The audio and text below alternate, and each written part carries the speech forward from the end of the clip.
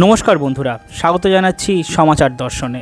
বিগত এই মাসের কয়েকদিন ধরেই নেতাজি সুভাষচন্দ্র বসুর ওপরে আমি কাজ করে চলেছি, আর আপনারাও সেই ভিডিওর অসংখ্য অসংখ্য অসংখ্য ভালোবাসা দেখিয়েছেন। আজকে আমি শোনাবো তারই রচনা, তারই লেখা, যখন তিনি ইউরোপে বসে নিজের জীবনী লিখেছিলেন 1937 সালে, তার অসমাপ্ত জীবনী। সেই অসমাপ্ত জীবনী থেকেই কিছু অংশ আপনাদের তুলে ধরবো আপনাদের সামনে। চলুন বেশি কথা না বলে সুভাষচন্দ্রের লেখা ভারত পথিক আপনাদের সামনে তুলে ধরছে সমাচার দর্শন। শুনতে থাকুন। সুভাষচন্দ্র লিখছেন, 19 শতকের শেষ ভাগে আমার পিতা শ্রী জানকীনাথ বসু বাংলাদেশ ছেড়ে উড়িষ্যায় গিয়ে আইনজীবী হিসেবে কটক শহরে বসবাস করতে শুরু করেন। এই কটকে 1897 সালের 23শে জানুয়ারি শনিবার আমার জন্ম। আমার পিতা ছিলেন মহিনগড়ের বসু পরিবারের ছেলে, আর মা প্রভাবতী দেবী হাটখোলার দত্ত পরিবারের মেয়ে। আমি পিতামাতার নবম সন্তান এবং ষষ্ঠ পুত্র। আজকাল কলকাতা থেকে কটক যাওয়া অতি সহজ ব্যাপার। কলকাতা থেকে ট্রেনে পূর্ব রেখা ধরে দক্ষিণ দিকে অগ্রসর হয়ে এক রাত্রের মধ্যেই কটকে পৌঁছানো যায়। পথ অত্যন্ত নিরাপদ, কাজী কোনো রকম বিপদ আপদের আশঙ্কা নেই। কিন্তু বছর 60 আগে অবস্থা মোটেই এরকম ছিল না। স্থলপথে গরুর গাড়িতে গেলে চোর ডাকাতের কবলে পড়বার আশঙ্কা থাকতো খুবই। আবার জলপথে ভয় থাকতো ঝড় তুফানের। কিন্তু ভগবানের রোষ থেকে রেহাই মিললেও মানুষের হিংস্রতা এড়ানো প্রায় অসম্ভব ছিল। তাই বেশিরভাগ লোকই জলপথে যাতায়াত করত। চাঁদবালি পর্যন্ত জাহাজেই যাওয়া যেত। চাঁদবালি থেকে স্টিমারে অনেকগুলো নদী খাল পেরিয়ে কটক। ছেলেবেলা থেকে মায়ের মুখে এই সমুদ্রযাত্রার যে ভয়াবহ বিবরণ শুনেছি, তারপর আর কখনো আমার সমুদ্র ভ্রমণের ইচ্ছে হয়নি। তখনকার দিনে অত বিপদ আপদের মধ্যে আমার পিতা তার পৈতৃক ভিটে ছেড়ে ভাগ্যন্বেষণ করতে যে এত দূর আসতে পেরেছিলেন, তাতেই বোঝা যায় তার বুকের পাঁটা কতখানি ছিল। এই দুঃসাহসিকতার পুরস্কারও তিনি পেয়েছিলেন। আমার জন্ম হয় ততদিনে তিনি বেশ প্রতিপত্তি করে নিয়েছেন এবং উড়িষ্যার আইন ব্যবসারও ক্ষেত্রে বলতে গেলে তিনি শীর্ষস্থানটি অধিকার করেছিলেন। কটক শহরটি আয়তনে বিশেষ বড় নয়, লোক সংখ্যাও মাত্র 20,000-এর কাছাকাছি। কিন্তু তাহলেও কতগুলি বিশেষত্বের জন্য কটক ভারতবর্ষের একটি প্রধান শহর। কলিঙ্গের হিন্দু রাজ্যের আমল থেকে শুরু করে বর্তমান সময় পর্যন্ত কটকের ইতিহাস এক অবিচ্ছিন্ন মর্যাদার দাবি করতে পারে। প্রকৃতপক্ষে কটকই ছিল উড়িষ্যার রাজধানী এবং পুরীর বিখ্যাত জগন্নাথ দেবের মন্দির, কোণারক, ভুবনেশ্বর এবং উদয়গিরির জগৎবিখ্যাত শিল্প নিদর্শনও কটকেরই দান। তাছাড়া কটক যে শুধু উড়িষ্যার ব্রিটিশ সরকারের প্রধান দপ্তর ছিল তা নয়, উড়িষ্যার বহু সমস্ত রাজারাও শাসন কেন্দ্র ছিল এই কটক। সব মিলিয়ে এখানকার পরিবেশ শিশু মনের সুস্থ সবল হয়ে গড়ে ওঠার অনুকূলই ছিল। শহরের এক গ্রামে জীবনের দুইয়ের সুবিধে কটকে পাওয়া যেত। ধনী না হলেও আমাদের পরিবারকে সঙ্গতিসম্পন্ন মধ্যবিত্ত শ্রেণীতে ফেলা চলত। কাজী অভাব অনটনের অভিজ্ঞতা কখনো আমার হয়নি।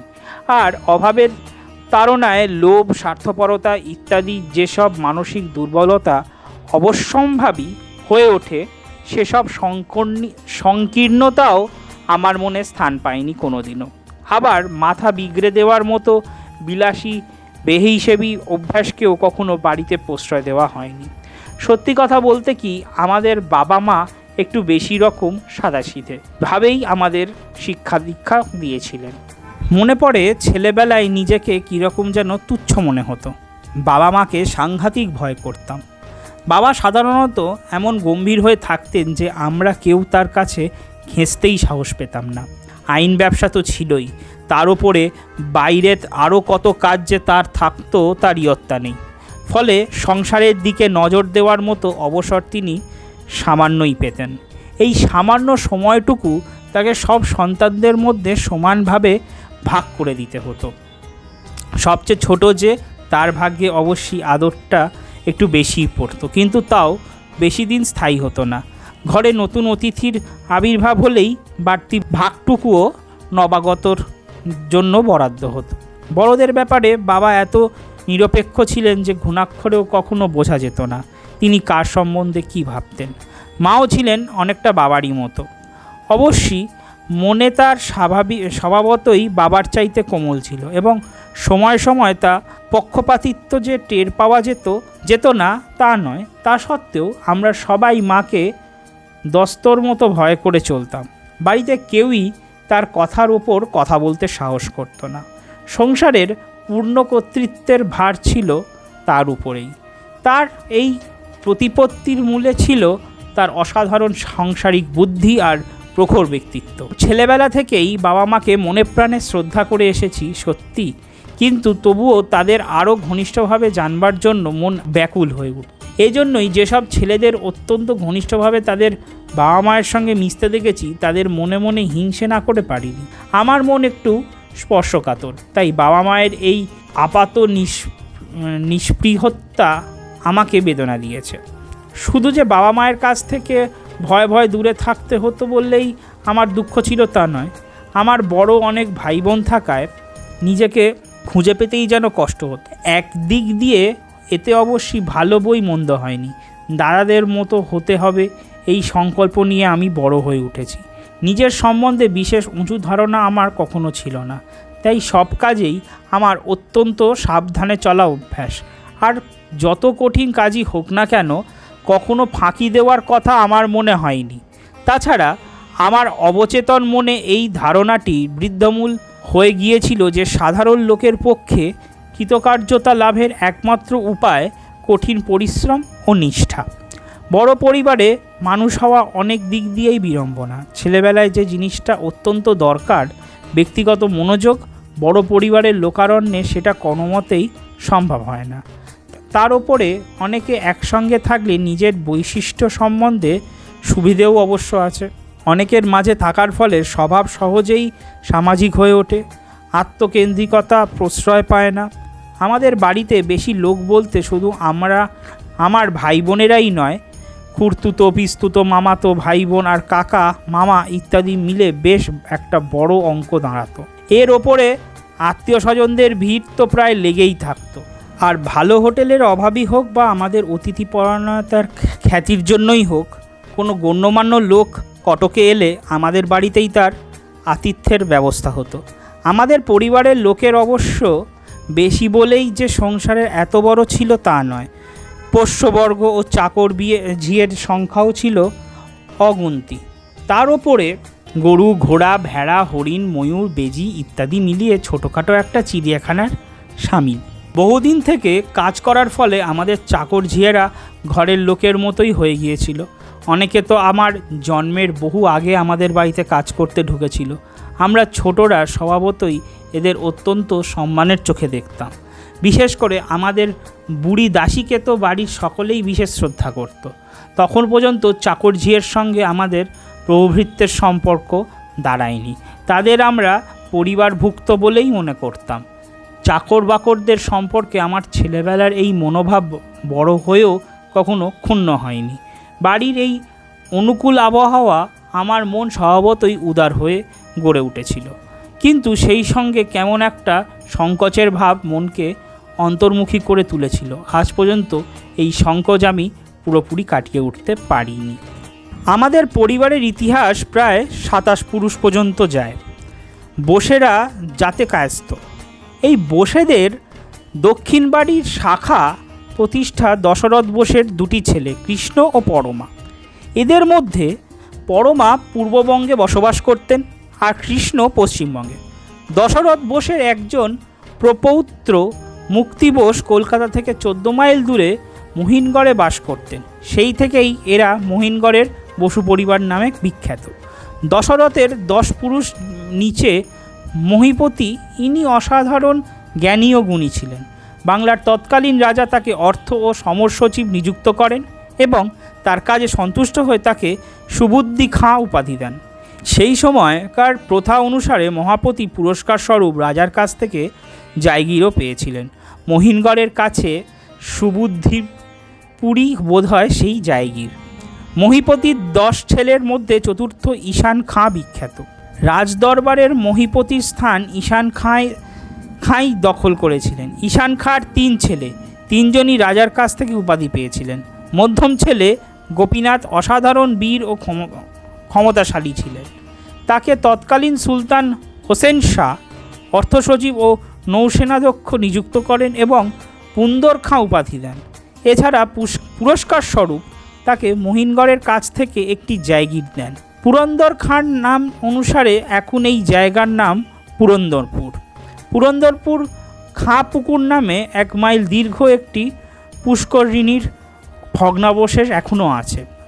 মহিনগড়ের কাছে মালঞ্চ নামে যে গ্রামটি আছে সেটি পুরন্দরের বাগানের ওপর গড়ে উঠেছিল। সেই সময় হুগলি নদী মহিনগড়ের খুব কাছ দিয়ে বয়ে যেত। শোনা যায় পুরন্দর নাকি নৌকায় হুগলি দিয়ে বাংলার তৎকালীন রাজধানী গৌড়ে যাতায়াত করতেন। তারই চেষ্টায় একটি শক্তিশালী নৌবাহিনী গড়ে উঠেছিল। সমাজ সংস্কারক হিসেবেও পুরন্দর দান কম নয়। তার আমলের আগে বল্লালী রীতি অনুসারে কায়স্থদের 2টি বিভাগ, কুলীন, ঘোষ বোস মিত্র ও মৌলিকের দত্ত দে রায় ইত্যাদি মধ্যে বিবাহ চলত না। পুরন্দর নতুন নিয়ম করলেন যে কুলীন পরিবারের শুধু জ্যেষ্ঠ সন্তানকেই কুলীন পরিবারে বিয়ে করতে হবে, আর সকলে মৌলিক পরিবারে বিয়ে করতে পারবে। এই রীতি আজ পর্যন্ত চলে আসছে। এর ফলে অতিরিক্ত অন্তর্বিবাহের কুফল থেকে কায়স্থরা রক্ষা পেয়েছে। সাহিত্যিক হিসাবেও পুরন্দরের নাম আছে। তিনি অনেক বৈষ্ণব পদাবলী রচনা করেছিলেন। কবিরামের রায়মঙ্গল ও আরও কয়েকটি বাংলা কাব্য থেকে জানা যায় যে 10 বছর আগে হুগলি নদী, যাকে বাংলায় সাধারণত বলা হয় গঙ্গা, মহিনগড় ও তার আশেপাশের গ্রামাঞ্চলের ভেতর দিয়ে প্রভাবিত হতো। তারপর কোনো প্রকৃতির দুর্যোগে গঙ্গার গতিপথ পরিবর্তিত হয়ে ভিন্ন করে নেয়। আজও এই অঞ্চলের অনেক পরিষ্কার পুষ্করিণীকে গঙ্গা বলা হয়, যেমন বোসের গঙ্গা। গঙ্গার এই পথ পরিবর্তন এইসব গ্রামের স্বাস্থ্য সম্পদ সম্পূর্ণ ধ্বংস হয়ে যায়। ফলে অনেকেই এই অঞ্চল ছেড়ে অন্যত্র চলে যায়। এদের মধ্যে পুরন্দর খাঁর বংশধরও কয়েকজন ছিলেন। তারা কোদালিয়া নামে পাশেই একটি গ্রামে গিয়ে আশ্রয় নেন। কিছুদিন নির্জীব থাকার পর কোদালিয়া, চিংড়িপোতা, হরিনাভি, মালঞ্চ, রাজপুর ইত্যাদি গ্রামগুলি আবার কর্মকোলাহল মুখর হয়ে ওঠে। 19 শতকের প্রথম ভাগে এই অঞ্চল শিল্প ও সংস্কৃতির আশ্চর্য উন্নতি লাভ করেছিল, যে উন্নতি 20 শতাব্দীর আগে পর্যন্ত অক্ষুণ্ণ ছিল। কিন্তু তারপরেই ম্যালেরিয়ার মহামারীতে দেশে একবার উজাড় হয়ে যায়। আজ এই সব অঞ্চলে গেলে দেখতে পাওয়া যাবে জনমানব শূন্য গ্রামগুলির জায়গায় আগাছায় ঢাকা বিরাট বিরাট দালানের ভগ্নাবশেষ মাথা তুলে দাঁড়িয়ে আছে। এসব ভগ্নাবশেষ থেকেই ধারণা করা যায় কিছুদিন আগে এখানকার অবস্থা কতখানি উন্নত ও সমৃদ্ধশীল ছিল। 100 বছর আগে এখানে যেসব পণ্ডিত জন্মগ্রহণ করেছিলেন তারা ভারতের প্রাচীন ঐতিহ্যের ধারাকেই বহন করে এনেছিলেন।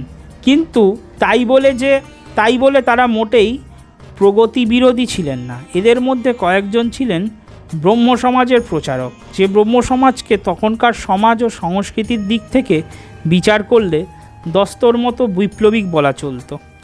আর কয়েকজন ছিলেন পত্রিকা সম্পাদক। বাংলা সাহিত্যে তাদের দান অপরিমেয়। পণ্ডিত আনন্দচন্দ্র বেদান্তবাগী ছিলেন তখনকার দিনের বিশেষ প্রতীপ্তিশালী পত্রিকা তত্ত্ববিধনী পত্রিকার সম্পাদক এবং ব্রহ্ম সমাজের একজন প্রচারক। পণ্ডিত দ্বারকানাথ বিভূষণ ছিলেন প্রথম বাংলা সাপ্তাহিক পত্রিকা সোমপ্রকাশের সম্পাদক। এর ভাগিনেয় পণ্ডিত শিবনাথ শাস্ত্রী ছিলেন ব্রহ্ম সমাজের নেতৃস্থানীয়দের অন্যতম। ভারতচন্দ্র শিরোমণি হিন্দু শাস্ত্রের বিশেষ করে দায়ভাগ মতের একজন বিশেষজ্ঞ ছিলেন। চিত্রশিল্পে কালীকুমার চক্রবর্তী এবং সঙ্গীতে অঘোর চক্রবর্তী ও কালীপ্রসন্ন বসু বিশেষ খ্যাতি অর্জন করেছিলেন। গত 40-50 বছর যাবৎ স্বাধীনতা আন্দোলনেও এই অঞ্চল অত্যন্ত গুরুত্বপূর্ণ অংশগ্রহণ করে এসেছে। বিখ্যাত কংগ্রেস কর্মী হরিকুমার চক্রবর্তী এবং সাতকড়ি ব্যানার্জি, যিনি 1936 সালে দেউলি ডিটেনশন ক্যাম্পে মারা যান এবং বিশ্ববিখ্যাত কমরেড এমএন রায় এখানেই জন্মগ্রহণ করেছিলেন।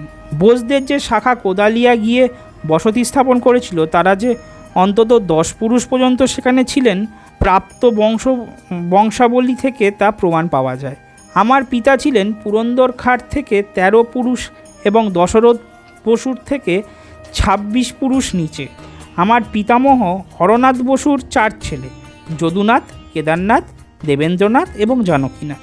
আমার পিতা হরনাথের আগে পর্যন্ত আমাদের পরিবার ছিল শাক্ত ধর্মাবলম্বী, কিন্তু হরনাথ ছিলেন নিষ্ঠাবান বৈষ্ণব ধর্ম একান্ত জীবহিংসা বিরোধী, কাজেই হরনাথ বংশরক্ষিক দুর্গাপুজোয় ছাগল বলি বন্ধ করে দিয়েছিলেন।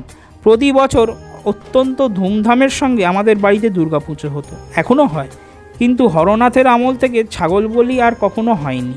যদিও একই গ্রামে বোসদের আর একটি পরিবারও আজও ছাগল বলি হয়। ভাগ্যান্বেষণ করতে হরনাথের 4টি ছেলে একজন এক জায়গায় গিয়ে বসবাস করেন। সকলের বড় যদুনাথ চাকরি করতেন ইম্পিরিয়াল সেক্রেটারিয়েটে।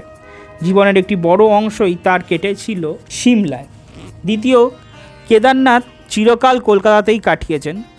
তৃতীয় দেবেন্দ্রনাথ শিক্ষা বিভাগে সরকারি চাকরি করতেন এবং কার্যকুশলতার গুণে তিনি শেষ পর্যন্ত অধ্যক্ষের পদে উন্নতি লাভ করেন।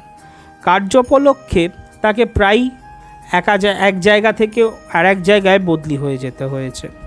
চাকরি থেকে অবসর নেওয়ার পর তিনি কলকাতায় স্থায়ীভাবে বাস করেন।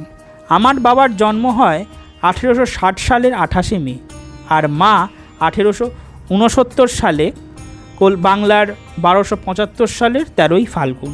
কলকাতার অ্যালবার্ট স্কুল থেকে এন্ট্রান্স পাশ করে বাবা কিছুকাল সেন্ট জেভিয়ার্স কলেজ এবং জেনারেল অ্যাসেম্বলিজ ইনস্টিটিউশনে, বর্তমানে স্কটিশ চার্চ কলেজ, পড়েন এবং পরে কটকে গিয়ে র্যাভেনশ কলেজ থেকে বিএ পাশ করেন।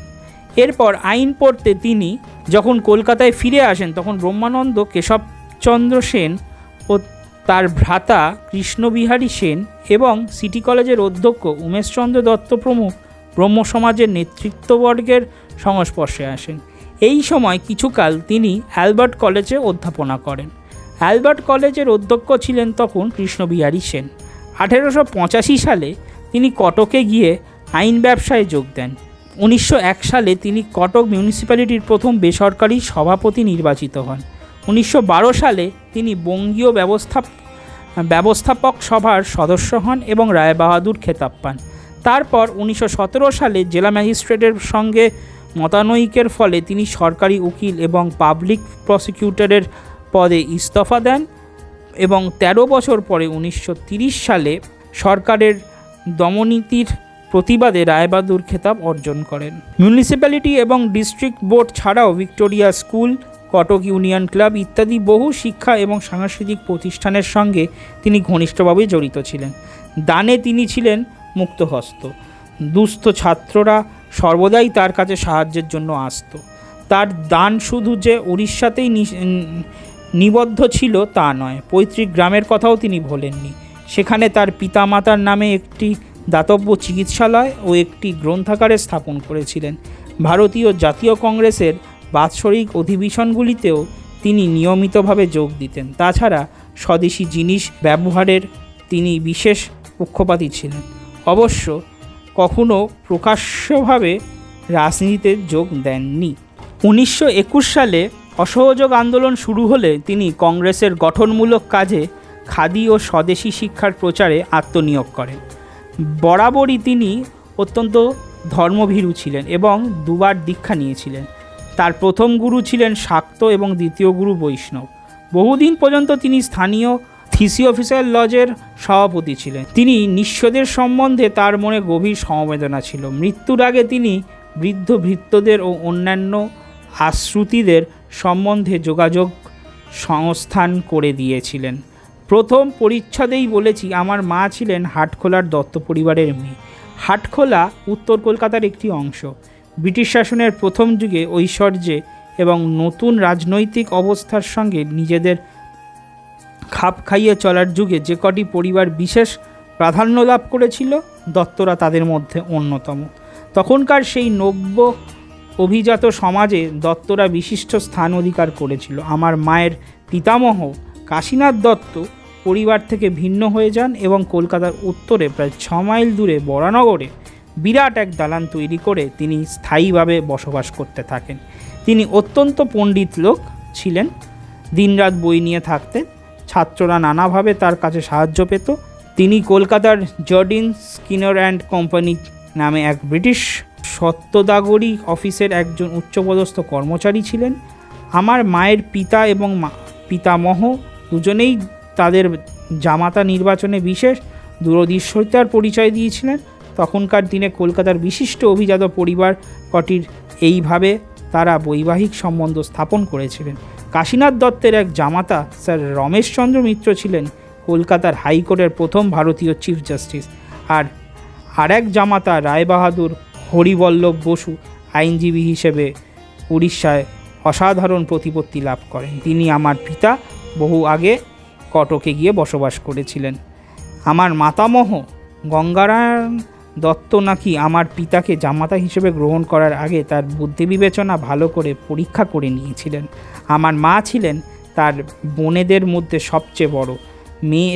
মায়ের অন্য বোনেদের স্বামীদের নাম শ্রী বরদাচরণ মিত্র, সিএস ডিস্ট্রিক্ট ও সোনাস জজ বেনারসের উপেন্দ্রনাথ বসু, শ্রী চন্দ্রনাথ ঘোষ, স্বর্গীয় চন্দ্রনাথ ঘোষ, সাবঅর্ডিনেট জর্জ এবং কলকাতার শ্রী রায়বাহাদুর চুনিলাল বসুর কনিষ্ঠ ভ্রাতা ডাক্তার জে.এন. বসু। ইউজেনিক্সের দিক থেকে বিচার করে দেখলে একটা জিনিস একটু অদ্ভুত ঠেকাবে। বাবার দিকে আমাদের বংশে বড় পরিবার খুবই কম, মায়ের দিকে আবার এর ঠিক উল্টো। আমার মাতামহের 9 ছেলে ও 6 মেয়ে। এদের মধ্যে ছেলেদের সন্ততি বেশি নয়, কিন্তু মেয়েদের প্রায় সকলেরই সন্তান সংখ্যা অনেক। আমরাই তো ছিলাম 8 ভাই 6 বোন, এখন বেঁচে আছে 7 ভাই 2 বোন। আমাদের ভাই বোনেদের মধ্যে কারুর 8-9টি সন্তান। অবশ্য ভাইদের চাইতে বোনেদের সন্তান সংখ্যা বেশি। না বোনেদের চাইতে ভাইদের সংখ্যা মেয়েদের দিকেই বেশি হয় না ছেলেদের দিকে, তার জবাব হয়তো ইউজেনিস্টরাই দিতে পারবেন। সুভাষচন্দ্র পূর্ব কথা লিখতে গিয়ে বলছেন, অষ্টাদশ শতাব্দীর শেষ ভাগে ইংরেজরা ভারত দখল করার পর দেশের সামাজিক জীবনে যে বিরাট পরিবর্তন ঘটেছিল তার স্বরূপ কল্পনা করা এই যুগের লোকের পক্ষে মোটেই সহজ নয়। কিন্তু মোটামুটি তার একটি ছবি মনে না থাকলে আজকের দিনে দেশের বুকে চলচ্চিত্রের মতো যেসব পরিবর্তন ঘটে যাচ্ছে তার মূল সূত্রটি ঠিক খুঁজে পাওয়া যাবে না। ব্রিটিশ শাসনের গোড়াপত্তন বাংলাদেশে, সুতরাং ব্রিটিশ শাসনে দেশের যে পরিবর্তন হয়েছে তারও শুরু বাংলাদেশে। দেশীয় শাসনতন্ত্রের অবসানের সঙ্গে সঙ্গে সমাজ শক্তির প্রাধান্য একেবারে কমে যায়। এদের স্থান দখল করে নতুন এক সম্প্রদায়। ইংরেজরা এদেশে এসেছিল বাণিজ্য করতে। অবস্থার পরিবর্তন ক্রমে তাদের হাতে এলো রাজদণ্ড। কিন্তু মুষ্টিময় একদল ইংরেজদের পক্ষে দেশীয় লোকের সহায়তা ছাড়া বাণিজ্য বা রাজ্য শাসন কোনোটাই সম্ভব ছিল না। এই অবস্থায় যারা দেশের ভাগ্য বিবর্তনকে মেনে নিয়ে বুদ্ধি ও কর্মকুশলতার জেরে ইংরেজদের কাছে নিজেদেরকে অপরিহার্য করে তুলেছিল, তারাই সমাজে শীর্ষস্থান অধিকার করেছিল। এরাই ব্রিটিশ আমলের অভিজাত সম্প্রদায়। ব্রিটিশ শাসনের গোড়ার দিকে বহুদিন পর্যন্ত মুসলমানরা রাষ্ট্রিক ও সামাজিক কোনো ব্যাপারের মুখ্য অংশগ্রহণ করেনি। এর কারণে নানাভাবে বিশ্লেষিত হয়েছে। একদল বলেন বাংলা ও অন্যান্য প্রদেশের যে শাসকদের পরাজিত করা ইংরেজরা এদেশে রাজ্য স্থাপন করেছিল তারা সকলেই ছিলেন মুসলমান ধর্মাবলম্বী। তাই মুসলমানরা ইংরেজ শাসন ও সংস্কৃতি সম্বন্ধে বহুকাল পর্যন্ত অনন্ত বিরুদ্ধভাবাপন্ন ছিল। তার আরেক দল বলে যে ভারতে ইংরেজ শাসন প্রবর্তিত হওয়ার বহু আগে থেকেই মুসলমান অভিজাত সম্প্রদায়ের মধ্যে ভাঙন ধরেছিল। তাছাড়া প্রথম আধুনিক বিজ্ঞান ও সভ্যতা সম্বন্ধে মুসলমানদের ধর্মগত আপত্তি ছিল। এর ফলে ব্রিটিশ শাসনের প্রথম যুগে মুসলমানদের প্রাধান্য সম্পূর্ণ লুপ্ত হয়েছিল। আমি এই দুটি মতের কোনোটাই মানতে রাজি নই, কারণ সারা ভারতের মুসলমানদের সংখ্যার অনুপাত দেশের রাষ্ট্রীয় জীবনে এদের প্রাধান্য ইংরেজ আমলে বা তারও আগে কখনো কমেনি বলেই আমার ধারণা। আজকাল হিন্দু মুসলমানদের মধ্যে যে সাম্প্রদায়িক বিভেদের কথা প্রায় প্রচার করা হয় সেটা নেহাতি কৃত্রিম, অনেকটা আয়ারল্যান্ডের ক্যাথলিক প্রোটেস্ট্যান্ট বিরোধের মতো, এবং এর জন্য যে আমাদের বর্তমান শাসকেরই বহু পরিমাণ দায়ী সে কথা অস্বীকার করার উপায় নেই। ইংরেজরা এদেশে আসার আগে দেশের শাসনতন্ত্র মুসলমানদের হাতে ছিল বললে সম্পূর্ণটা বলা ভুল হয়, কারণ দিল্লির মোগল সহস্রাদের সময় বলুন বা বাংলার মুসলমান নবাবদের আমলেই বলুন, হিন্দু মুসলমান পরস্পর সহযোগিতা না করলে শাসনকার্য চালানো কোনো মতেই সম্ভব ছিল না। মোগল বাদশাহ এবং মুসলমান নবাবদের মন্ত্রী ও সেনাপতিদের মধ্যে অনেক হিন্দুও ছিল। ভারতে মোগল সাম্রাজ্যের প্রসারও সম্ভব হয়েছিল হিন্দু সেনাপতিদের সাহায্যেই। 1757 সালে পলাশির যুদ্ধক্ষেত্রে নবাব সিরাজউদ্দৌলা যে সেনাপতি ইংরেজদের সঙ্গে যুদ্ধ করেন তিনি হিন্দু ছিলেন, আর 1857 সালে ইংরেজদের বিরুদ্ধে হিন্দু মুসলমানের সম্মিলিত বিদ্রোহের নেতা ছিলেন একজন মুসলমান, বাহাদুর শাহ। যাই হোক, ইংরেজের ভারত দখল করার পর বাংলাদেশে যে কজন মনীষীর আবির্ভাব হয়েছিল, যে কারণেই হোক তাদের অধিকাংশই ছিলেন হিন্দু। এদের মধ্যে রাজা রামমোহন রায় অন্যতম। 1828 সালে ইনি ব্রহ্ম সমাজ প্রতিষ্ঠা করেন। ঊনবিংশ শতাব্দীর প্রারম্ভে বাংলাদেশে ধর্ম ও সংস্কৃতির ক্ষেত্রে এক নতুন ধারণার সূচনা দেখা দেয়। এর মূলে ছিল নবগঠিত ব্রাহ্ম সমাজ। এই আন্দোলন অনেকটাই রেনেসাঁস ও রিফরমেশনের একটি সমন্বয়ের মতো। একদিকে এই আন্দোলন দেশের স্বর্গীয় ঐতিহ্যের পুনরুদ্ধার এবং ধর্মের সংস্কারের পক্ষপাতিত্ব ছিল, এবং অন্যদিকে অন্যান্য দেশের ধর্ম ও সংস্কৃতি থেকে ভালো জিনিসটুকু গ্রহণ করতেও কম উৎসুক ছিল না। এই নবজাগরণের অগ্রদূত ছিলেন রামমোহন রায়। ভারতবর্ষের ইতিহাসে তিনি এক নতুন অধ্যায় সৃষ্টি করে গেছেন। তিনি যে কাজ আরম্ভ করেছিলেন তার মৃত্যুর পর কবিবর রবীন্দ্রনাথ ঠাকুরের পিতা মহর্ষি দেবেন্দ্রনাথ ঠাকুর এবং ব্রহ্মানন্দ কেশবচন্দ্র সেন তার ভার গ্রহণ করেন। ব্রহ্ম সমাজের প্রভাব ক্রমেই বৃদ্ধি পেতে থাকেন। এক সময় ব্রহ্ম সমাজই যে দেশের সব রকম প্রগতিশীল আন্দোলনের কর্ণধার ছিল সে কথা সকলেই স্বীকার করে। প্রথম থেকেই ব্রহ্ম সমাজের দৃষ্টিভঙ্গিতে পাশ্চাত্য বিজ্ঞান ও দর্শনের প্রভাব পড়েছিল, এবং সদ্য প্রতিষ্ঠ ব্রিটিশ সরকার যখন স্থির করে উঠতে পারছিল না যে এদেশে তারা সম্পূর্ণ দেশীয় শিক্ষা ব্যবস্থার সমর্থন করবেন না পাশ্চাত্য সংস্কৃতি প্রচার করবেন, তখন রাজা রামমোহন রায় মুক্তকণ্ঠে পাশ্চাত্য সভ্যতার সপক্ষে রায় দেন। তার আদর্শ টমাস ব্যাডমিন্টন মেকেলকে কতখানি প্রভাবান্বিত করেছিল মেকেলের বিখ্যাত মিনিট অন এডুকেশন এর পরিচয় পাওয়া যায়। রামমোহন রায়ের আদর্শকেই সরকারের পক্ষ থেকে গ্রহণ করা হয়। রামমোহন তার গভীর অন্তর্দৃষ্টি দিয়ে বহুদিন আগেই বুঝিয়েছিলেন যে পাশ্চাত্য বিজ্ঞান ও দর্শনকে গ্রহণ না করলে দেশের উন্নতি অসম্ভব। অবশ্য এই সাংস্কৃতিক বিপ্লব শুধু যে ব্রহ্ম সমাজকেই নিষিদ্ধ ছিল তা নয়। যারা ব্রহ্ম সমাজের সমাজদ্রোহী ও ধর্মবিরোধী বলে মনে করতেন তারাও স্বদেশের প্রাচীন সংস্কৃতিকে পুনর্জীবিত করার জন্য উৎসুক হয়ে উঠেছিলেন। পাশ্চাত্য সংস্কৃতির সঙ্গে সমতালে চলার জন্য ব্রহ্ম ও অন্যান্য প্রগতিপন্থী সম্প্রদায় যখন পাশ্চাত্য সভ্যতার সার জিনিসগুলো আহরণ করতে ব্যস্ত, তখন অধিকাতর গোঁড়া সম্প্রদায়ের লোকেরা হিন্দু সমাজের মহিমা কীর্তন করতে ব্যগ্র হয়ে পড়লেন এবং প্রচার করতে লাগলেন যে হিন্দু সমাজের সবই অভ্রান্ত। এমনকি তারা এও দাবি করলেন যে পাশ্চাত্য সভ্যতা যেসব নতুন নতুন বৈজ্ঞানিক আবিষ্কার নিয়ে আজ গর্ব করছে সেসবই ভারতের প্রাচীন মনীষীরা বহুদিন আগেই আবিষ্কার করে গেছেন। এইভাবে পাশ্চাত্য সভ্যতার সঙ্গে সংঘর্ষের ফলে অত্যন্ত গোঁড়া সম্প্রদায়ও কর্মতৎপর হয়ে উঠেছিল। এদের মধ্যে অনেকেই সাহিত্যিক হিসেবে যথেষ্ট নাম করেছিলেন। শশধর তর্কচূড়ামণির নাম তার মধ্যে সবচেয়ে বিখ্যাত, কিন্তু এদের রচনার প্রধান উদ্দেশ্যই ছিল খ্রিশ্চান মিশনারিদের প্রভাব খর্ব করে হিন্দু ধর্মের প্রচার করা। এ ব্যাপারে অবশ্যই ব্রাহ্মণদের সঙ্গে গোঁড়া পণ্ডিতদের মতৈক্য ছিল, কিন্তু অন্য সব ব্যাপারে তাদের মধ্যে কখনো মতের মিল দেখা দেয়নি। পুরাতনপন্থীদের সঙ্গে নতুনের পণ্ডিতদের সঙ্গে ব্রাহ্মণদের এই সংঘর্ষের ফলে আরও একটি নতুন মতের উদ্ভব হয়েছিল। এই নতুন মতের প্রধান সমর্থক হলেন পণ্ডিত ঈশ্বরচন্দ্র বিদ্যাসাগর। এই মতের সমর্থকেরা প্রগতিপন্থী ছিলেন এবং তারা দেশীয় ও পাশ্চাত্য সংস্কৃতির সম্বন্ধে সমর্থন করতেন, কিন্তু পাশ্চাত্য সংস্কৃতির ধারাকে মোটামুটি সমর্থন করলেও এরা কখনো হিন্দু সমাজ থেকে বিচ্ছিন্ন হতে রাজি হননি এবং প্রথম যুগের ব্রাহ্মণদের মতো পাশ্চাত্য রীতিনীতির অন্ধ অনুকরণকেও সমর্থন করেনি। গোড়া পণ্ডিত রূপে শিক্ষিত হলেও ঈশ্বরচন্দ্র বিদ্যাসাগর পাশ্চাত্য বিজ্ঞান ও সংস্কৃতির একজন প্রধান সমর্থক ছিলেন। তার মহানুভবতা এবং সমাজ সংস্কারের প্রচেষ্টা তো সর্বজন বিদিত। এছাড়া আধুনিক বাংলা গদ্যের জনক হিসেবেও বাংলা সাহিত্যে তার স্থান সুপ্রতিষ্ঠিত। কিন্তু এত প্রগতিপন্থী হলেও বিদ্যাসাগর ব্যক্তিগত জীবনে চিরকাল অত্যন্ত নিষ্ঠবান পণ্ডিতের মতো অনাড়ম্বর জীবনযাপন করেছেন।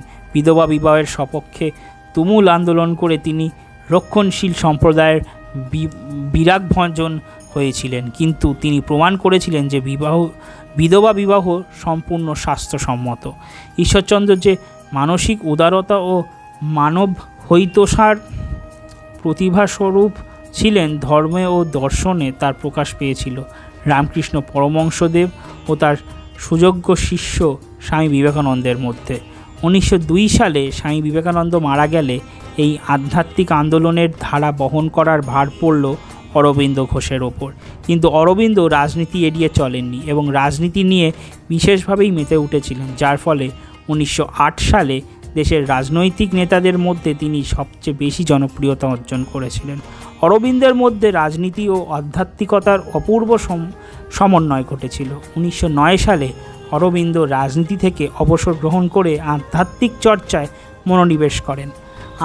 অরবিন্দের মধ্যে রাজনীতি ও আধ্যাত্মিকতার যে সমন্বয় দেখা গিয়েছিল তার ধারা বহন করতে লাগলেন লোকমান্য বাল গঙ্গাধর তিলক এবং মহাত্মা গান্ধী। বইয়ের এই সংক্ষিপ্ত ঐতিহাসিক পটভূমিকা থেকে আমার বাবা যখন কলকাতার অ্যালবার্ট স্কুলের ছাত্র ছিলেন সেই সময়কার সামাজিক অবস্থার মোটামুটি একটা ধারণা পাওয়া যাবে। সমাজের শীর্ষস্থান অধিকার করেছিল তখন এক নব অভিজাত সম্প্রদায় 3 ভাগে বিভক্ত ছিল: জমিদার, আইনজীবী ও সিভিল সার্ভেন্ট আর ধনী ব্যবসায়ী। ব্রিটিশ শাসকেরা তাদের শাসন ও শোষণ নীতি অবাধে চলাচল করবার জন্যই এদেরকে সৃষ্টি করেছিল। ব্রিটিশ শাসনে যে জমিদার সম্প্রদায় বিশেষ প্রাধান্য লাভ করেছিল, তাদের স্বাধীন বা অর্ধস্বাধীন সমস্ত রাজাদের পর্যায়ে ফেলা চলে না, কারণ একমাত্র রাজস্ব আদায় করা ছাড়া এদের কোনো কাজ ছিল না।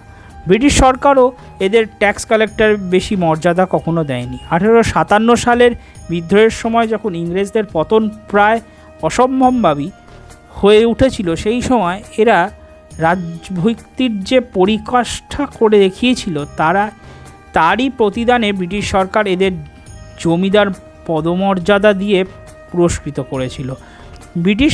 বিদেশি শাসকের গড়া এই নব অভিজাত সম্প্রদায় যে তখনকার সমাজে শীর্ষস্থান অধিকার করেছিল সে কথা অস্বীকার করার উপায় নেই। মহারাজা যতীন্দ্রনাথ ঠাকুর, রাজা বিনয়কৃষ্ণ দেব বাহাদুর প্রমুখ লোকেদের সরকারপক্ষ সমাজের নেতা বলে গ্রহণ করেছিল, কিন্তু সাধারণ লোকের ওপর এদের নৈতিক বা সাংস্কৃতিক কোনো প্রভাবই ছিল না।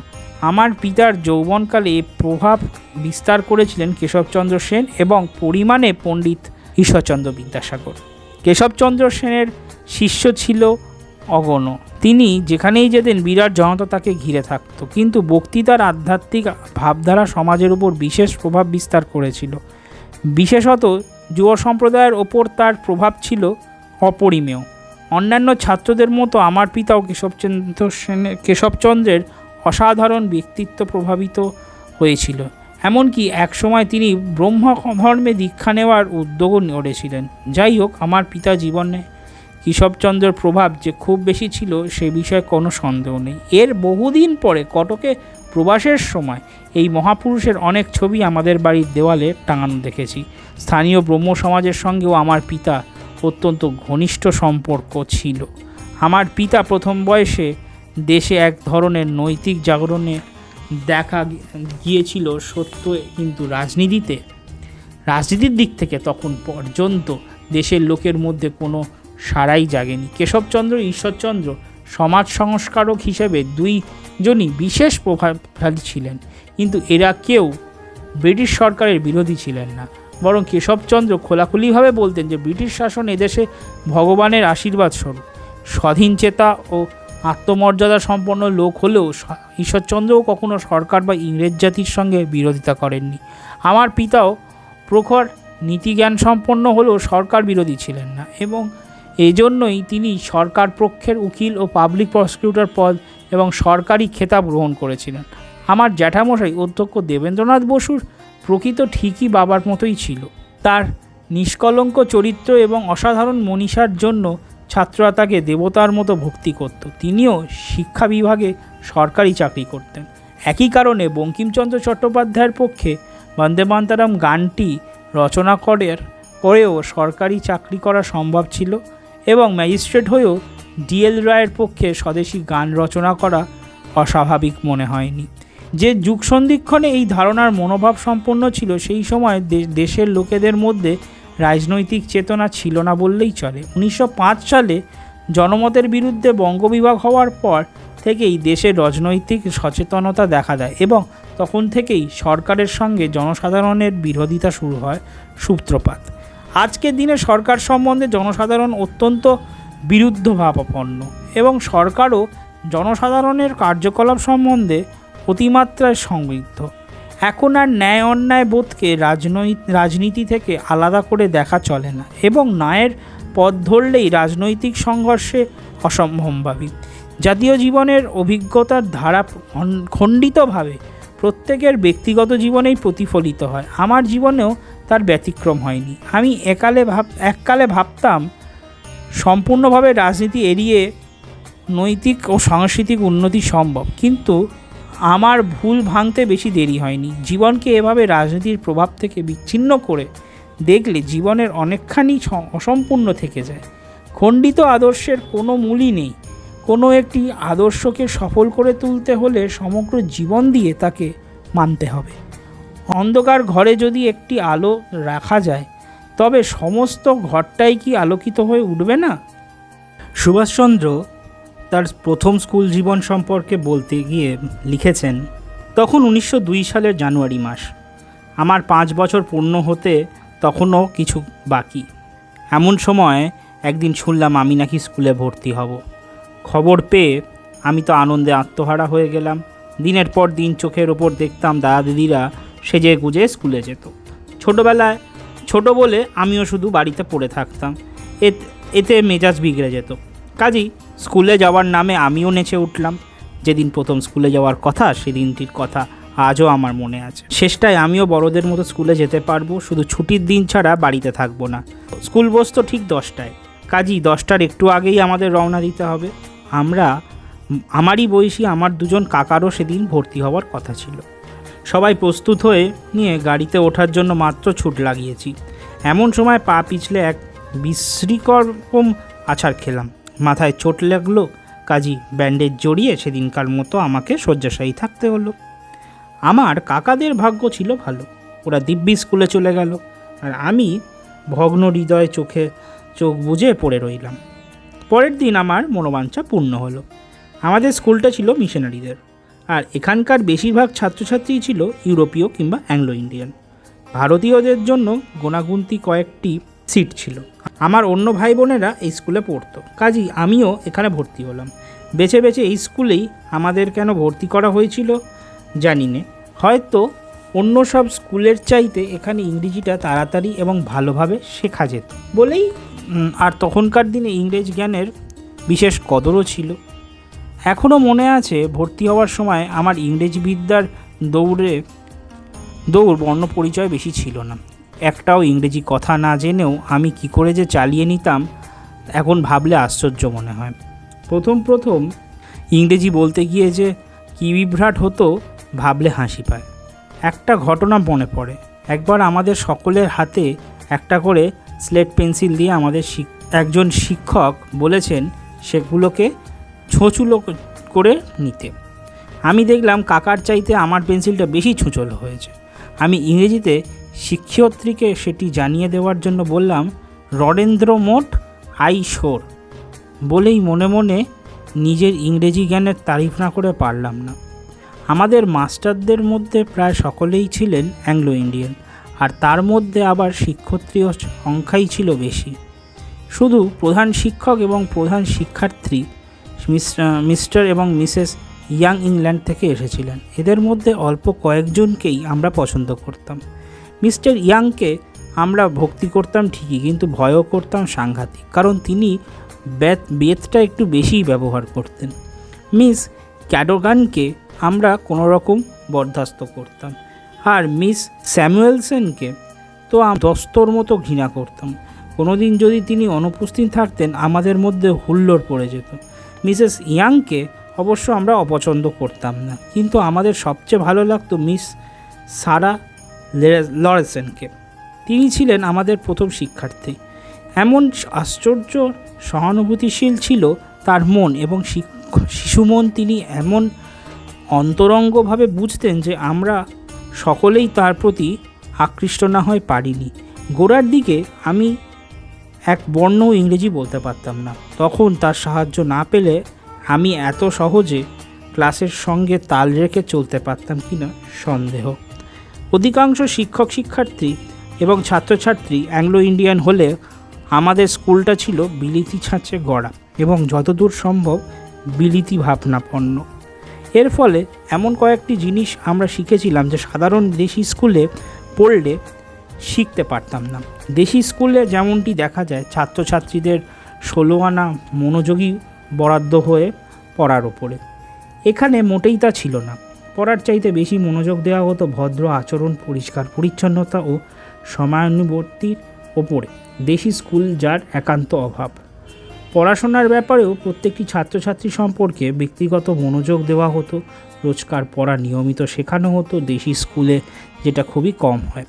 রোজকার পড়া এইভাবে হয়ে যাওয়ার ফলে পরীক্ষার আগে রাত জেগে পড়বার কোনো দরকার হতো না। তাছাড়া এখানে দেশি স্কুলের চাইতে অনেক ভালো ইংরেজি শেখানো হতো। কিন্তু এত সব সুবিধে সত্ত্বেও ভারতীয় ছেলেদের পক্ষে এরকম স্কুলে পড়া ভালো কিনা বলা মুশকিল। এই জাতীয় স্কুলের শিক্ষা ব্যবস্থা অত্যন্ত শৃঙ্খলাবদ্ধ হলেও যে শিক্ষা এখানে দেওয়া হতো ভারতীয়দের দিক থেকে আর প্রয়োজনীয়তা বিশেষ ছিল না। বাইবেলের ওপর খুব বেশি গুরুত্ব দেওয়া হতো এবং বাইবেল পড়বার ধরনও ছিল অত্যন্ত নিরস। বুঝি বা না বুঝি পড়ুতদের মন্ত্রপাঠের মতো আমাদের এই বাইবেল মুখস্থ করতে হতো। 7 বছর ধরে দিবারাত্র এইভাবে বাইবেল পড়লেও বাইবেলের রস প্রথম উপলব্ধি করেছিলাম আরও অনেক বছর পরে, যখন আমি কলেজে পড়ি। আমাদের পাঠ্যতালিকা এমনভাবে তৈরি হতো যাতে মনে প্রাণে আমরা ইংরেজ হয়ে উঠতে পারি। গ্রেট ব্রিটেনের ইতিহাসে ও ভূগোল সম্বন্ধে আমার যতখানি জ্ঞান ছিল, ভারতবর্ষ সম্পর্কে তার সিকিভাগও ছিল কিনা সন্দেহ। ভারতীয় নামও আমরা উচ্চারণ করতাম বিদেশিদের মতো বিকৃতভাবে। ল্যাটিন শব্দরূপ মুখস্থ করতে করতে আমরা গলদধর্ম হয়ে উঠতাম। অথচ পিআই স্কুল ছাড়বার আগে সংস্কৃত ধাতুরূপ সম্বন্ধে আমাদের কোনো জ্ঞান ছিল না।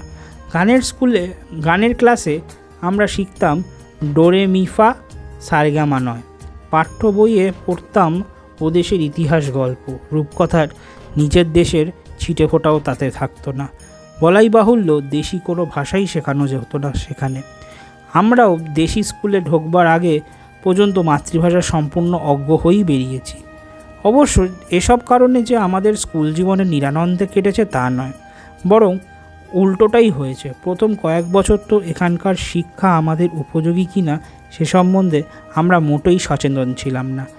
যা আমাদের শেখানো হতো সগ্রাহে তাই শিখতাম এবং স্কুলের আবহাওয়ার সঙ্গে নিজেদের সম্পূর্ণ খাপ খাইয়ে নিয়েছিলাম। আমাদের স্কুলের ছেলে মেয়েদের অত্যন্ত ভদ্র হলে বাইরে যথেষ্ট খ্যাতি ছিল। আমরা সেই খ্যাতি এখনও ক্ষুণ্ণ হতে দিইনি। আমাদের বাবা মাও আমাদের শিক্ষা দীক্ষা সম্বন্ধে বেশ নিশ্চিন্ত ছিলেন। আমাদের পরিবার সম্পর্কে স্কুল কর্তৃপক্ষের ধারণা খুব ভালো ছিল, কারণ আমাদের বাড়ির ছেলেমেয়েরা প্রায় সকলেই নিজের নিজের ক্লাসে বরাবর সর্বোচ্চ স্থান দখল করে এসছে। খেলাধুলোর ব্যাপারে এখানে যথেষ্ট যত্ন নিলেও বিলিতি আদর্শে পরিচালিত স্কুলে যতটা নেওয়া উচিত ঠিক ততটা নেওয়া হতো না। আমাদের প্রধান শিক্ষক মহাশয় নিজে খেলাধুলায় অত উৎসাহী ছিলেন না বলেই বোধহয় এদিকে তার দৃষ্টি বিশেষ প্রখর ছিল না। প্রধান শিক্ষক মহাশয় অসাধারণ ব্যক্তিসম্পন্ন লোক ছিলেন এবং তার প্রভাবে স্কুল সর্বত্রই টের পাওয়া যেত।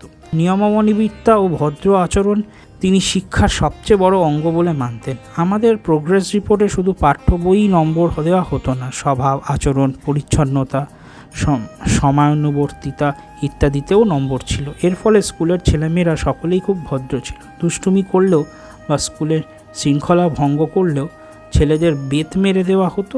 তবে স্কুলের মধ্যে মাত্র দুজনেরই বেত মারার ক্ষমতা ছিল, একজন আমাদের প্রধান শিক্ষক মহাশয় ও একজন তারই সুযোগ্য পত্নী মিসেস ইয়াং। মিস্টার ইয়াংয়ের অনেকগুলো অদ্ভুত অভ্যাস ছিল, তাই নিয়েই নিজেদের মধ্যে আমরা যথেষ্ট হাসাহাসি করতাম। ইয়াংয়ের বড় ভাই ছিলেন অবিবাহিত মিশনারি সুলভ সশ্রুবহুল এই ভদ্রলোক ছোট ছেলেমেয়েদের অত্যন্ত ভালোবাসতেন এবং প্রায়ই তাদের সঙ্গে খেলায় মেতে উঠতেন। এর নাম দিয়েছিলাম আমরা ওল্ড ইয়াং, আর আমাদের শিক্ষককে বলতাম ইয়াং। মিস্টার ইয়াং প্রায়ই সর্দিতে ভুগতেন, তাই গরমের দিনেও তিনি বৃষ্টি পড়লেই দরজা জানলা বন্ধ করে বসে থাকতেন, পাছে ঠান্ডা লাগে। সর্দির কুফল সম্বন্ধে প্রায়ই তিনি নানাভাবে আমাদের সাবধান করতেন, বলতেন সর্দি থেকে কলেরা পর্যন্ত হতে পারে। কখনো অসুস্থ বোধ করলে তিনি এমন কুইনিন খেতেন যে কিছুদিন প্রায় কালা হয়ে থাকতেন। এদেশে 20 বছর বাস করার পরেও তিনি স্থানীয় ভাষায় একটি কথাও শুদ্ধ করে বলতে পারতেন কিনা সন্দেহ। স্কুলের বাইরে তিনি বেরোবার জন্য কখনো বেরোতেন না। যদি চারপাশে তার টেবিলে কিছু রাখতে ভুলে যেতে মিস্টার ইয়াং ঘণ্টা বাজিয়ে তাকে ডাকতেন, তারপর যে জিনিসটা দরকার ইশারায় বুঝিয়ে দিয়ে যুদ্ধ বৃষ্টি নিক্ষেপ করে দেশীয় ভাষায় তাকে বকুনি দিতে না পারায় বিড়বিড় করে ইংরেজিতে বলতেন, এ কাজটি আগে কেন করা হয়নি। কেউ তার কাছে চিঠি নিয়ে এলে তাকে যদি অপেক্ষা করতে বলার দরকার হতো, তবে মিস্টার ইয়াং ছুটে গিয়ে স্ত্রীর কাছ থেকে অপেক্ষা করতে বলার দেশীয় ভাষাটা জেনে নিয়ে সেটাকে আওড়াতে এসে কোনো রকমে বলে ফেলে ভারমুক্ত হতেন। কিন্তু এসব সত্ত্বেও আমাদের প্রধান শিক্ষক মহাশয়ের চালচলন ছিল অত্যন্ত মর্যাদাসম্পন্ন এবং তাকে আমরা সকলে খুবই শ্রদ্ধা করতাম। এই শ্রদ্ধার সঙ্গে বেশ খানিকটা ভয়ও থাকতো। আমাদের প্রধান শিক্ষার্থী অত্যন্ত স্নেহশীলা ছিলেন, কাজী আমরা সকলেই তাকে ভালোবাসতাম। আমাদের সামাজিক রীতিনীতি বা ধর্মবিশ্বাসে এরাও হস্তক্ষেপ করতো না। এইভাবে কয়েক বছর আমাদের বেশ স্বচ্ছন্দই কেটে গিয়েছিল। স্কুলের আবহাওয়ার সঙ্গে নিজেদের আমরা বেশ খাপ খাইয়ে নিয়েছিলাম, কিন্তু ক্রমেই যেন ছন্দপতন ঘটতে লাগলো। কোথায় যে কী ঘটলো যার ফলে এই পরিবেশের সঙ্গে খাপ খাইয়ে চলা ক্রমেই আমাদের পক্ষে অসম্ভব হয়ে উঠল। স্থানীয় কোনো ঘটনাই এর কারণে না, দেশের নবজাগ্রত রাজনৈতিক চেতনারই এটা একটি ঢেউ, সে আলোচনা আপাতত স্থগিত রাখাই ভালো। নানা কারণে এই রাজনৈতিক জাগরণে অবশ্যম্ভাবী হয়ে উঠেছিল, কিন্তু তার ফলে যে সংঘর্ষ দেখা দিয়েছিল তার জন্য আমরা ঠিক প্রস্তুত ছিলাম না। এতদিন পর্যন্ত আমরা একটি সম্পূর্ণ ভিন্ন জগতে বাস করছিলাম। বয়স বাড়ার সঙ্গে সঙ্গে অনুভব করতে লাগলাম এই দুটি জগতের মধ্যে একটি বড় অসঙ্গতি রয়ে গেছে। পরিবার ও সামাজিক জীবন নিয়ে একটি জগৎ যেটি সম্পূর্ণভাবে ভারতীয়, আর একটি স্কুল যেটা সম্পূর্ণ বিলিতি ভাবাপন্ন না হলেও তার কাছাকাছি যেত। আর একটি জগৎ আমরা জানতাম আমরা ভারতীয় বলে প্রাইমারি ও মিডল স্কুলে পরীক্ষা দিতে পারলেও স্কলারশিপ পরীক্ষা দেওয়ার অধিকার আমাদের নেই, যদিও বাৎসরিক পরীক্ষাগুলোতে আমরাই সাধারণত সর্বোচ্চ স্থান অধিকার করতাম। অ্যাংলো ইন্ডিয়ান ছেলেরা ভলেন্টিয়ার করে যোগ দিতে পারত, বন্দুক ব্যবহার করতে পারত, কিন্তু আমাদের এসব অধিকার ছিল না। এই সব ছোটোখাটো ব্যাপার থেকেই আমাদের চোখ খুলে গেল। বুঝলাম এক স্কুলে পড়লেও আমাদের অর্থাৎ ভারতীয়দের ভিন্ন চোখে দেখা হয়। ইংরেজ বা অ্যাংলো ইন্ডিয়ান ছেলেদের সঙ্গে ভারতীয় ছেলেদের প্রায় ঝগড়াঝাটি হতো, যার পরিসমাপ্তি ঘটত বক্সিংয়ে। এইসব বক্সিং প্রতিযোগিতায় ভারতীয় এবং ভারতীয়দের পরিষ্কার দুটো দল খাড়া হয়ে যেত। উচ্চপদস্থ একজন ভারতীয় অফিসারের এক ছেলে আমাদের সহপাঠী ছিল। সে প্রায়ই আমাদের এবং ইউরোপিয়ান ছেলেদের মধ্যে ম্যাচ খেলার আয়োজন করত। খেলোয়াড় মাত্রই এই সব প্রতিযোগিতায় যোগ দিত। মনে পড়ে নিজেদের মধ্যে আমরা প্রায় বলাবলি করতাম, বাইবেল আর পড়ব না, আর নিজেদের ধর্ম কিছু ছাড়ব না। এই সময় কলকাতা বিশ্ববিদ্যালয়ের নতুন পাঠ্যতালিকা চালু হলো। এই তালিকা অনুযায়ী প্রবেশিকা, ইন্টারমিডিয়েট ও ডিগ্রি পরীক্ষায় বাংলা অবশ্য পাঠ্য বলে নির্দিষ্ট হলো। এছাড়া প্রবেশিকা পাঠ্যতালিকায় আরও অনেকগুলো পরিবর্তন করা হয়েছিল। আমরা দেখলাম পিই স্কুলের পাঠ্যতালিকা ভারতীয় ছেলেদের মোটেই উপযোগী নয়, কারণ প্রবেশিকা পরীক্ষা দেওয়ার জন্য কোনো দেশি স্কুলে ভর্তি হলে আমাদের একেবারে গোড়ার থেকে বাংলা ও সংস্কৃত শিখতে হবে। আমার দাদারা সকলেই প্রবেশিকা, ইন্টারমিডিয়েট, ডিগ্রি পরীক্ষার জন্য প্রস্তুত হচ্ছিল, এবং তারা যে জগতে চলাফেরা করতো তার গল্প শুনে আমার মনও বিচলিত হয়ে উঠেছিল। কিন্তু তাই বলে স্কুল সম্বন্ধে কখনো আমার মনে বিরুদ্ধভাব জগেনি। 1902 থেকে 1908 সাল পর্যন্ত 7 বছর আমি এই স্কুলে কাটিয়েছি, কিন্তু এই দীর্ঘ সময়ের মধ্যে আমি কোনো কারণে অসুখী হইনি। যেসব অসঙ্গতির কথা উল্লেখ করেছি সেসব আমরা বিশেষ গায়ে রাখতাম না, ফলে আমাদের স্কুল জীবনের স্বচ্ছন্দ ধারা কখনো ক্ষুণ্ণ হয়নি। শুধু শেষের দিকে একটা প্রচ্ছন্ন বিদ্রোহের ভাব মনে মনে অনুভব করেছি এবং এই পরিবেশ থেকে নিজেকে বিচ্ছিন্ন বোধ করেছি। স্বদেশী আদর্শে গড়া কখনো স্কুল পড়বার জন্য তখন থেকেই আমার মনে আগ্রহ জেগে উঠেছিল। ভাবতাম ভারতীয় পরিবেশের সঙ্গে নিজেকে খাপ খাওয়াতে পারবো তো। কিন্তু 1909 সালের জানুয়ারি মাসে স্কুল ছাড়বার সময় যখন আমি ছাত্র এবং শিক্ষার্থীদের কাছ থেকে বিদায় নেবার পর প্রধান শিক্ষক চতুর্থ পরিচ্ছেদ মহাশয়ের কাছে বিদায় নিতে গেলাম, তখন আমার মনে বিন্দুমাত্র বিরুদ্ধভাবও ছিল না। তখনকার মনোভাব বিশ্লেষণ করার ক্ষমতা সে সময় আমার ছিল না। আজ অভিজ্ঞ মন নিয়ে বিচার করে এই মনোভাবের অনেকগুলো কারণ আমার কাছে স্পষ্ট হয়ে উঠেছে। পড়াশোনায় আমি বরাবরই ভালো ফল করে এসেছি, কিন্তু খেলাধুলায় নেহাতি আনাড়ি ছিলাম। অথচ আমাদের স্কুলে পড়াশোনার সাথে খেলার উপরে বেশি জোর দেওয়া হতো, তাই নিজের সম্বন্ধে আমার বরাবরই খুব নিচু ধারণা ছিল। এই ধারণা বহু চেষ্টাও করেও কমেনি থেকে সরাতে পারিনি। একেবারে নিচু ক্লাসে ভর্তি হয়েছিলাম বলেই বোধহয় বড়দের তুলনায় নিজেকে তুচ্ছ মনে করে অভ্যেসে দাঁড়িয়ে গেছিল। সব দিকে বিচার করে আজকের দিনে এই ধরনের স্কুলে ভারতীয় ছেলেমেয়েদের শিক্ষা লাভের আমি পক্ষপাতিত্ব নই।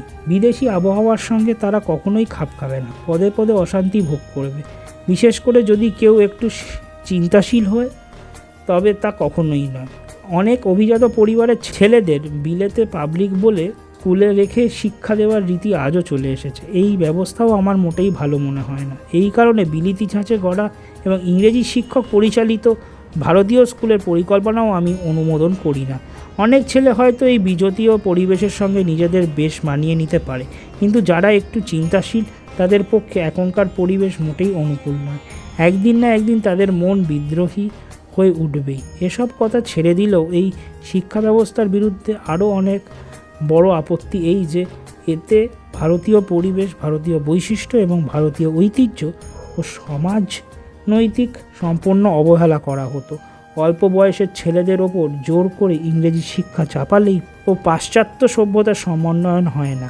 বয়সের সঙ্গে সঙ্গে ভালো মন্দ বিচার করার জ্ঞান হওয়ার পর ছেলেমেয়েদের পাশ্চাত্য দেশের খাঁটি পাশ্চাত্য আবহাওয়া কিছুদিন রাখলে তবে তারা পাশ্চাত্য সভ্যতার ভালো জিনিসটুকু গ্রহণ করতে পারবে। সুভাষচন্দ্র তার স্কুল জীবনের কথা লিখতে গিয়ে আরও বলেছেন, নিজেদের সম্বন্ধে আমাদের ধারণা অন্য আমাদের সম্বন্ধে কী ভাবে তার উপর অনেকখানি নির্ভর করে। ভাবলে আশ্চর্য লাগে, 1909 সালের জানুয়ারি মাসে আমি যখন কটকের র্যাভেনশা কলেজের স্কুলে ভর্তি হলাম, আমার মনের একটা বড় রকমের পরিবর্তন ঘটল। ইউরোপীয় ও অ্যাংলো ইন্ডিয়ান ছাত্রদের কাছে আমার বংশমর্যাদার কোনো মূল্য ছিল না, কিন্তু ভারতীয় ছাত্রছাত্রীদের কাছে, ভারতীয় ছেলেদের ক্ষেত্রে ঠিক তার উল্টোটাই দেখা গেল। তাছাড়া অন্য সকলের চাইতে আমার ইংরেজি জ্ঞান বেশি থাকার দরুন সকলেই আমাকে অত্যন্ত সমীহ করে চলত। এমনকি শিক্ষকেরা পর্যন্ত আমার পক্ষপাতিত্ব করতেন, কারণ তারা সকলেই ধরে নিয়েছিলেন আমি ক্লাসে প্রথম হব। আর ভারতীয় স্কুলে লেখাপড়াই হলো ভালো মন্দের মাপকাঠি। প্রথম ত্রৈমাসিক পরীক্ষায় আমি সত্যিই প্রথম হলাম। নতুন এই পরিবেশে এসে প্রথম অনুভব করলাম আমি নেহাত নগণ্য নই। এই মনোভাবকে অহংকার না বলে আত্মপ্রত্যয় বললেই ঠিক বলা হবে। এতদিন পর্যন্ত আমার মধ্যে এই আত্মপ্রত্যয়ের অভাব ছিল, যে আত্মপ্রত্যয়ের জোরে মানুষ জীবনে সফলতা লাভ করে। এবার আমাকে আর ইনফ্যান্ট ক্লাসে ভর্তি হতে হলো না, আমি ভর্তি হলাম গিয়ে 4র্থ শ্রেণীতে। কাজেই বড় ছেলেদের হিংসে করার আর আমার কোনো কারণ রইল না। 4র্থ শ্রেণীর ছাত্ররা নিজেদের উঁচু ক্লাসের ছাত্র বলেই মনে করত এবং বেশ একটা ভারী কি চলাফেরা করত। আমিও তাদের দলেই ছিলাম, কিন্তু একটা ব্যাপার আমাকে একেবারে কাবু করে রেখেছিল। এই স্কুলে ভর্তি হওয়ার আগে আমি বাংলা এক বর্ণও পড়িনি। একদিকে আমার সহপাঠীরা সকলেই বাংলায় বেশ পাকা ছিল। মনে পড়ে প্রথম দিন আমি গরু না ঘোড়া সম্বন্ধে বাংলায় একটি প্রবন্ধ লিখেছিলাম, আর সেই রচনা নিয়ে ক্লাসে কি হাসাহাসি। ব্যাকরণ বা বানান সব কিছুতেই আমি দিগ্গজ ছিলাম। শিক্ষক মশাই তখন টিকা টিপ্পণী সহকারে ক্লাসের সকলকে আমার অপূর্ব রচনাখানি পড়ে শোনালেন। তখন চারিদিকে হাসির এমন ধুম পড়ে গেল যে লজ্জায় আমি প্রায় মাটিতে মিশে গেলাম। পড়াশোনার জন্য এভাবে আগে কখনো আমাকে বিদ্রূপ সহ্য করতে হয়নি, আর তার ওপর আমার আত্মসম্মান জ্ঞান হলেও একটু বেড়েছিল। কাজেই আমার অবস্থাটা কি দাঁড়িয়েছিল সহজেই বুঝতে পারছেন। এরপর বহুদিন পর্যন্ত বাংলা ক্লাসের নামেই আমার জ্বর আসতো, কিন্তু ভেতরে ভেতরে রাগে দুঃখে জ্বলে গেলেও প্রথম টিটকিরি সহ্য না করে উপায় ছিল না। মনে মনে তখন থেকেই প্রতিজ্ঞা করেছিলাম বাংলা আমি শিখবই। ধীরে ধীরে বাংলায় বেশ উন্নতি করতে লাগলাম এবং বাৎসরিক পরীক্ষায় যখন বাংলায় আমি সবচেয়ে বেশি নম্বর পেলাম তখন আমার আনন্দ দেখে কে। এই নতুন পরিবেশে আমার দিন খুব আনন্দই কাটছিল। আগের স্কুলে 7 বছর কাটলেও সেখানে আমার বন্ধু বলতে কেউ ছিল না, কিন্তু এখানে এসে অনেক অন্তরঙ্গ বন্ধু জুটে গেল। আমার বন্ধুরাও আমার মতোই খেলাধুলা বিশেষ পছন্দ করতো না। অবশ্য ড্রিলটা আমার মন্দ লাগতো না। আমার নিজের উৎসাহের অভাব ছাড়া আর একটা কারণে খেলাধুলা নিয়ে মেতে থাকা সম্ভব হয়নি। ছেলেরা সাধারণত স্কুল ছুটির পর বাড়ি গিয়ে জলখাবার খেয়ে খেলার মাঠে আসতো। আমার বাবা মা এটা পছন্দ করতেন না। হয়তো তারা ভাবতেন খেলাধুলা নিয়ে বেশি মাতলে পড়ার ক্ষতি হবে, নয়তো তাদের ধারণা ছিল খেলার মাঠের আবহাওয়াটা আমাদের পক্ষে ক্ষতিকর। সম্ভবত শেষেরটাই প্রকৃত কারণ। যাই হোক, কখনো খেলবার ইচ্ছে হলে বাড়িতে না জানিয়ে যাওয়া ছাড়া উপায় ছিল না। আমার ভাই ও কাকাদের মধ্যে অনেকে প্রায়ই এভাবে লুকিয়ে খেলতে যেত। ধরা পড়লে একচোট বকুনি জুটত কপালে, কিন্তু বাবা মা প্রায় রোজই বিকেলে বেরোতেন, কাজেই তাদের চোখে ধুলো দেওয়া কঠিন ছিল না। আমার নিজের যদি তেমন ইচ্ছা থাকতো তবে কি আর খেলতে পারতাম না, কিন্তু নিজেরই আমার চার্ক ছিল না। তাছাড়া আমি আবার একটু সাদাসিধে সুবোধ শিশু গোছের ছিলাম। প্রাণপণে সংস্কৃত নীতিকথা মুখস্থ করতাম। এইসব নীতিকথাতেই পেয়েছিলাম পিতা স্বর্গ, পিতা ধর্ম, পিতাহি পরম তপ। জেনেছিলাম পিতার চেয়ে মাতা আরও বড়। এই জাতীয় সব নীতিকথা পড়ে আমি বাবা মায়ের একান্ত বাধ্য হয়ে উঠেছিলাম।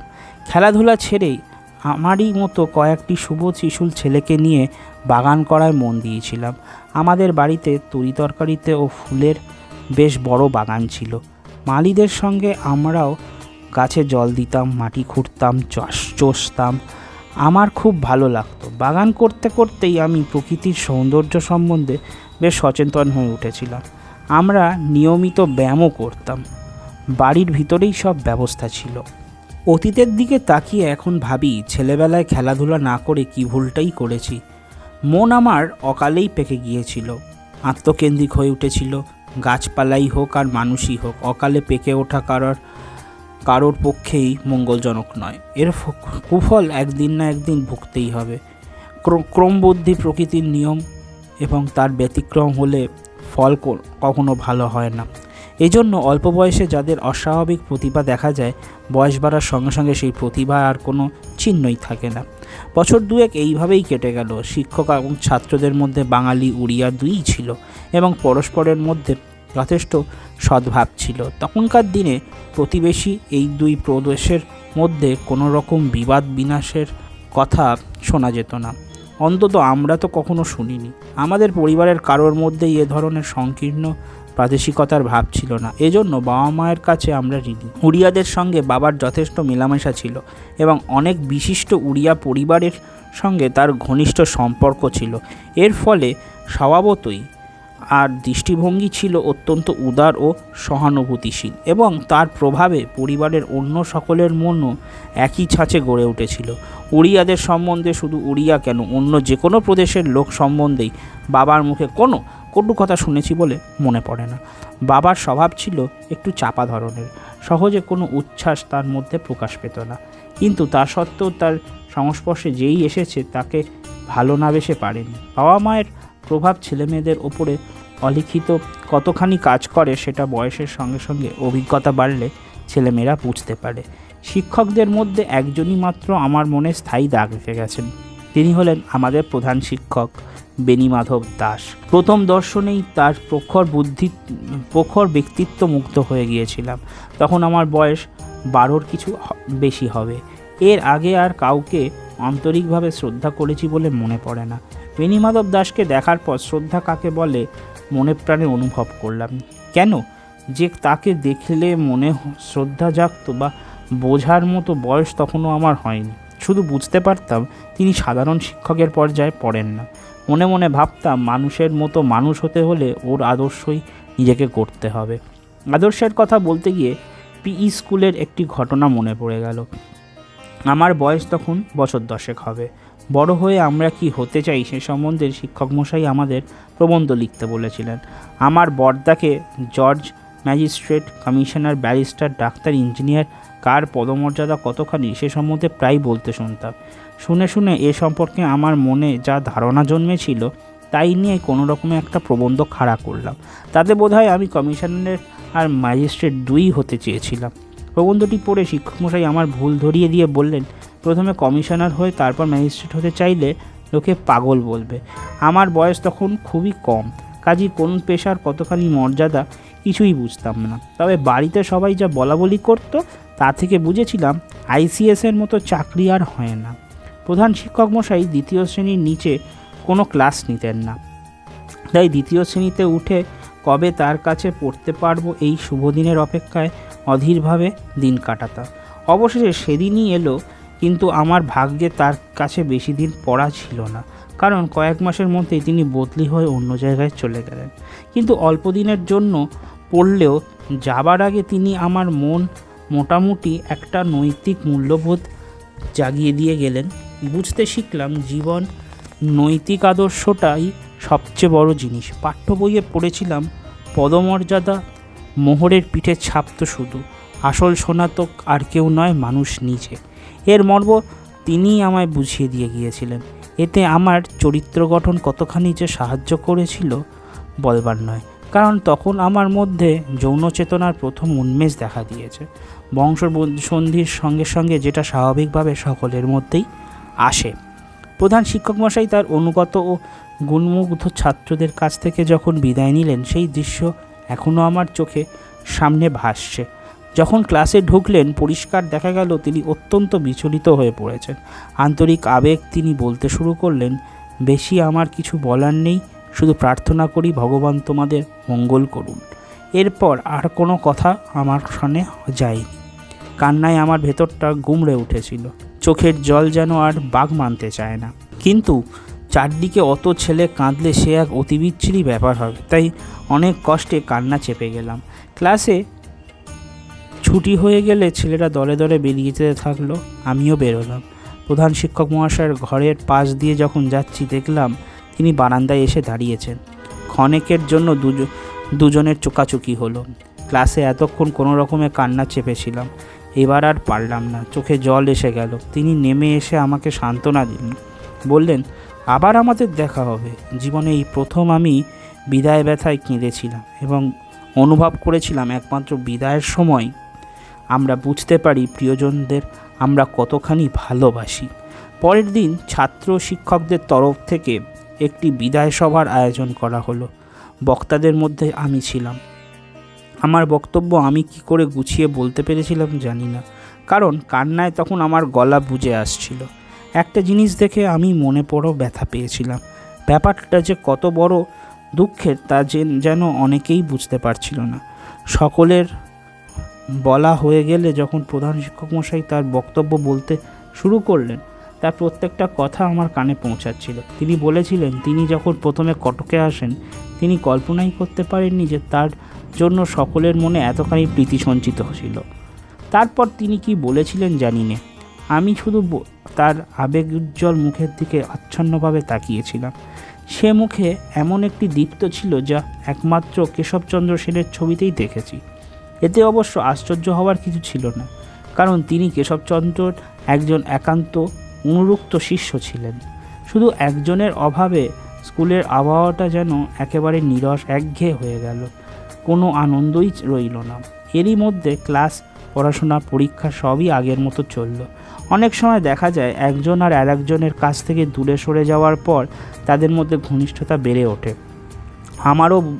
আমার বেলাতেও তাই হয়েছিল। প্রধান শিক্ষক মশাই চলে যাওয়ার পর তার সঙ্গে পত্রলাভ শুরু করে দিলাম।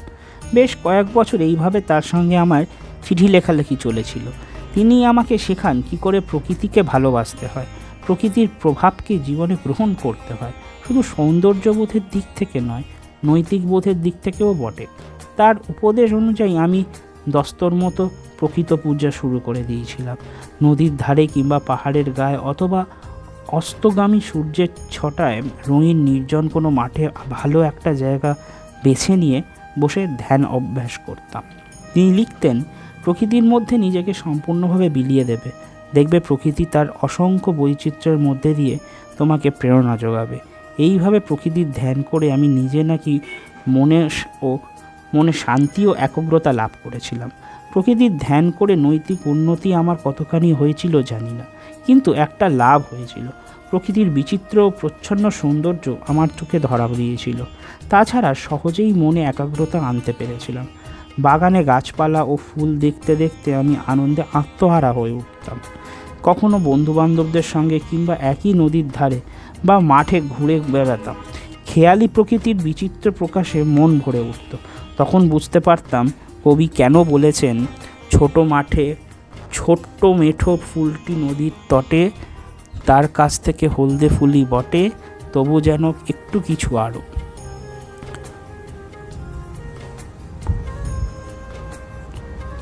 ওয়ার্ডসওয়ার্থের কাব্য যেন নতুন করে উপভোগ করতে শিখতাম। আর মহাভারতে এবং কালিদাসের কাব্যে প্রকৃত দর্শনে পড়ে যে কী আনন্দ পেতাম তা ভাষায় প্রকাশ করতে পারবো না। ইতিমধ্যে আমাদের পণ্ডিত মশাইয়ের দয়ার সংস্কৃতটা মোটামুটি আয়ত্ত করে নিয়েছিলাম বলে মূল সংস্কৃতের রসই উপভোগ করতে শুরু করলাম। সেই সময় থেকে আমার মনের মধ্যে একটা বিষম ওলটপালট শুরু হলো। প্রায় বছর ছয়েক যে কি অসহ্য মানসিক অশান্তিতে কেটেছিল তা বলবার নয়। বাইরে থেকে অবশ্য কিছু বোঝার জো ছিল না। এক্ষেত্রে অন্তরঙ্গ বন্ধুবান্ধবদের পক্ষেও কিছু করার ছিল না। এই ধরনের উৎকট অভিজ্ঞতা সাধারণ সকলের হয় বলে মনে হয় না। অত্যন্ত প্রার্থনা করি কখনো কারোর যেন না হয়। তবে আমাকে যার 10 জনের মতো ভাবলে ভুল করা হবে, কারণ আমার মনের গড়নটা ছিল বেশ একটু অস্বাভাবিক ধরনের। আমি যে শুধু আত্মকেন্দ্রিক ছিলাম তা নয়, আমি অনেক দিক থেকে অকালপক্ষ ছিলাম। এর ফলে যে বয়সে আমার ফুটবল মাঠে সময় কাটাবার কথা, সে সময় আমি বসে বসে গুরুগম্ভীর নানা রকম সমস্যা নিয়ে মাথা ঘামাতাম। আমার তখনকার মানসিক দ্বন্দ্বের প্রকৃত রূপটা এখন অনেকটা বুঝতে পারি। এর দুটো দিক ছিল। প্রথমত, জীবনকে পরিপূর্ণভাবে উপভোগ করার স্বাভাবিক ইচ্ছার সঙ্গে নবজাগ্রত আত্মাত্মিক চেতনার সংঘাত। দ্বিতীয়, বয়সের সঙ্গে সঙ্গে স্বাভাবিকভাবে যে যৌন চেতনা আমার মধ্যে দেখা দিয়েছিল তাকে অস্বাভাবিক এবং দুর্নীতিমূলক ভেবে ক্রমাগত দমন করবার চেষ্টা। যে প্রকৃতি পূজার কথা আগে বলেছি তাতে মনের শান্তি যে খানিকটা ফিরে পাইনি তা নয়, কিন্তু সে আর কতটুকু। এমন একটা আদর্শের তখন আমার প্রয়োজন ছিল যার উপর ভিত্তি করে আমার সমস্ত জীবনটাকে গড়ে তুলতে পারবো। সব রকম প্রলোভন তার কাছে তুচ্ছ হয়ে যাবে। এমন একটি আদর্শ খুঁজে বের করা সহজ ছিল না। মানসিক অশান্তি আমাকে ভোগ করতে হতো না যদি আর 10 জনের মতো জীবনের দাবিকে সহজভাবেই মেনে নিতে কিংবা দৃঢ়ভাবে জীবনের সমস্ত প্রলোভনকে তুচ্ছ করে যে কোনো একটা আদর্শকে আঁকড়ে ধরতাম। কিন্তু কোনোটাই আমি পারিনি। জীবনের সাধারণ প্রলোভন ধরা দিতে আমি রাজি ছিলাম না। কাজেই সংঘর্ষ অবশ্যম্ভাবী হয়ে উঠেছিল, কিন্তু মনের দিক থেকে আমি ছিলাম অত্যন্ত দুর্বল। তাই এই সংঘর্ষ আমার পক্ষে অত্যন্ত প্রাণান্তকর হয়ে দাঁড়িয়েছিল। জীবনে একটা সঠিক আদর্শ খুঁজে না পাওয়ার জন্যই যে অবস্থা হয়েছিল তা নয়, কারণ আদর্শ আমি খুঁজে পেয়েছিলাম, কিন্তু সেই আদর্শকে একাগ্রভাবে জীবনে অনুসরণ করা আমার পক্ষে মোটেই সহজ হয়নি। আমার ভিতরকার বিরুদ্ধ ও বিদ্রোহ ভাবগুলোকে দমন করে মনে শান্তি ও শৃঙ্খলা আনতে দীর্ঘ সময় লেগেছিল, কারণ আমার শরীর ও মন দুই ছিল দুর্বল। হঠাৎ সম্পূর্ণ অপ্রত্যাশিতভাবে যেন সমস্যার সমাধান খুঁজে পেলাম। আমাদের এক আত্মীয় সুরৎচন্দ্র মিত্র নতুন কটকে এসেছিলেন, আমাদের বাড়ির কাছেই থাকতেন। একদিন তার সঙ্গে দেখা করতে গিয়ে তার ঘরে বসে বই ঘাঁটছি, হঠাৎ নজরে পড়ল স্বামী বিবেকানন্দের বইগুলির ওপর। কয়েক পাতা উল্টোতেই বুঝতে পারলাম এই জিনিসই আমি এতদিন ধরে চাইছিলাম। বইগুলো বাড়ি নিয়ে এসে গোগ্রাসে গিলতে লাগলাম।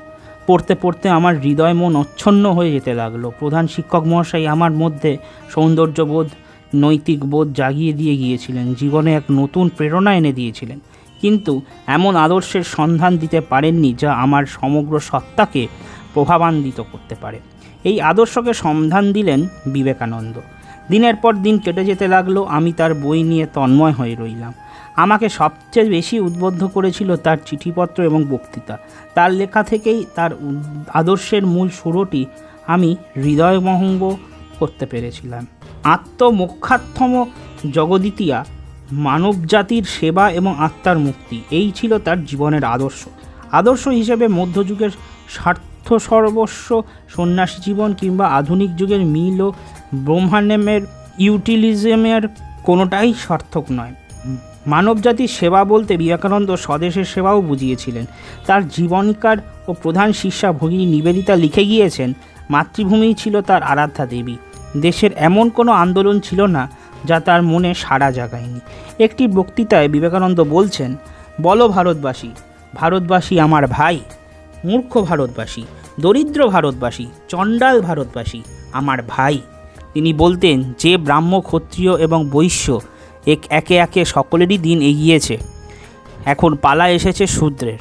এতদিন পর্যন্ত যারা সমাজে এসে অবহেলা পেয়ে এসছে, তিনি আরও বলতেন, উপনিষদের বাণী হল নামাত্মা বলিহীনেন লভ্য, চাই শক্তি নইলে সবই বৃথা, আর চাই নচিকেতার মতো আত্মবিশ্বাস। অলস প্রকৃতির সন্ন্যাসীদের তিনি বলতেন, মুক্তি আসবে ফুটবল খেলার মধ্যে দিয়ে, গীতা পাঠ করে নয়। বিবেকানন্দের আদর্শে যে সময় জীবনে গ্রহণ করলাম তখন আমার বয়স 15, হবে কিনা সন্দেহ। আর আদর্শ তার ব্যক্তিত্বের বিশালতাকে পুরোপুরি উপলব্ধি করার মতো ক্ষমতা তখন আমার ছিল না, কিন্তু কয়েকটা জিনিস একেবারে গোড়া থেকেই আমার মনে চিরকালের জন্য গাঁথা হয়ে গিয়েছিল। চেহারায় এবং ব্যক্তিত্বে আমার কাছে বিবেকানন্দ ছিলেন আদর্শ পুরুষ।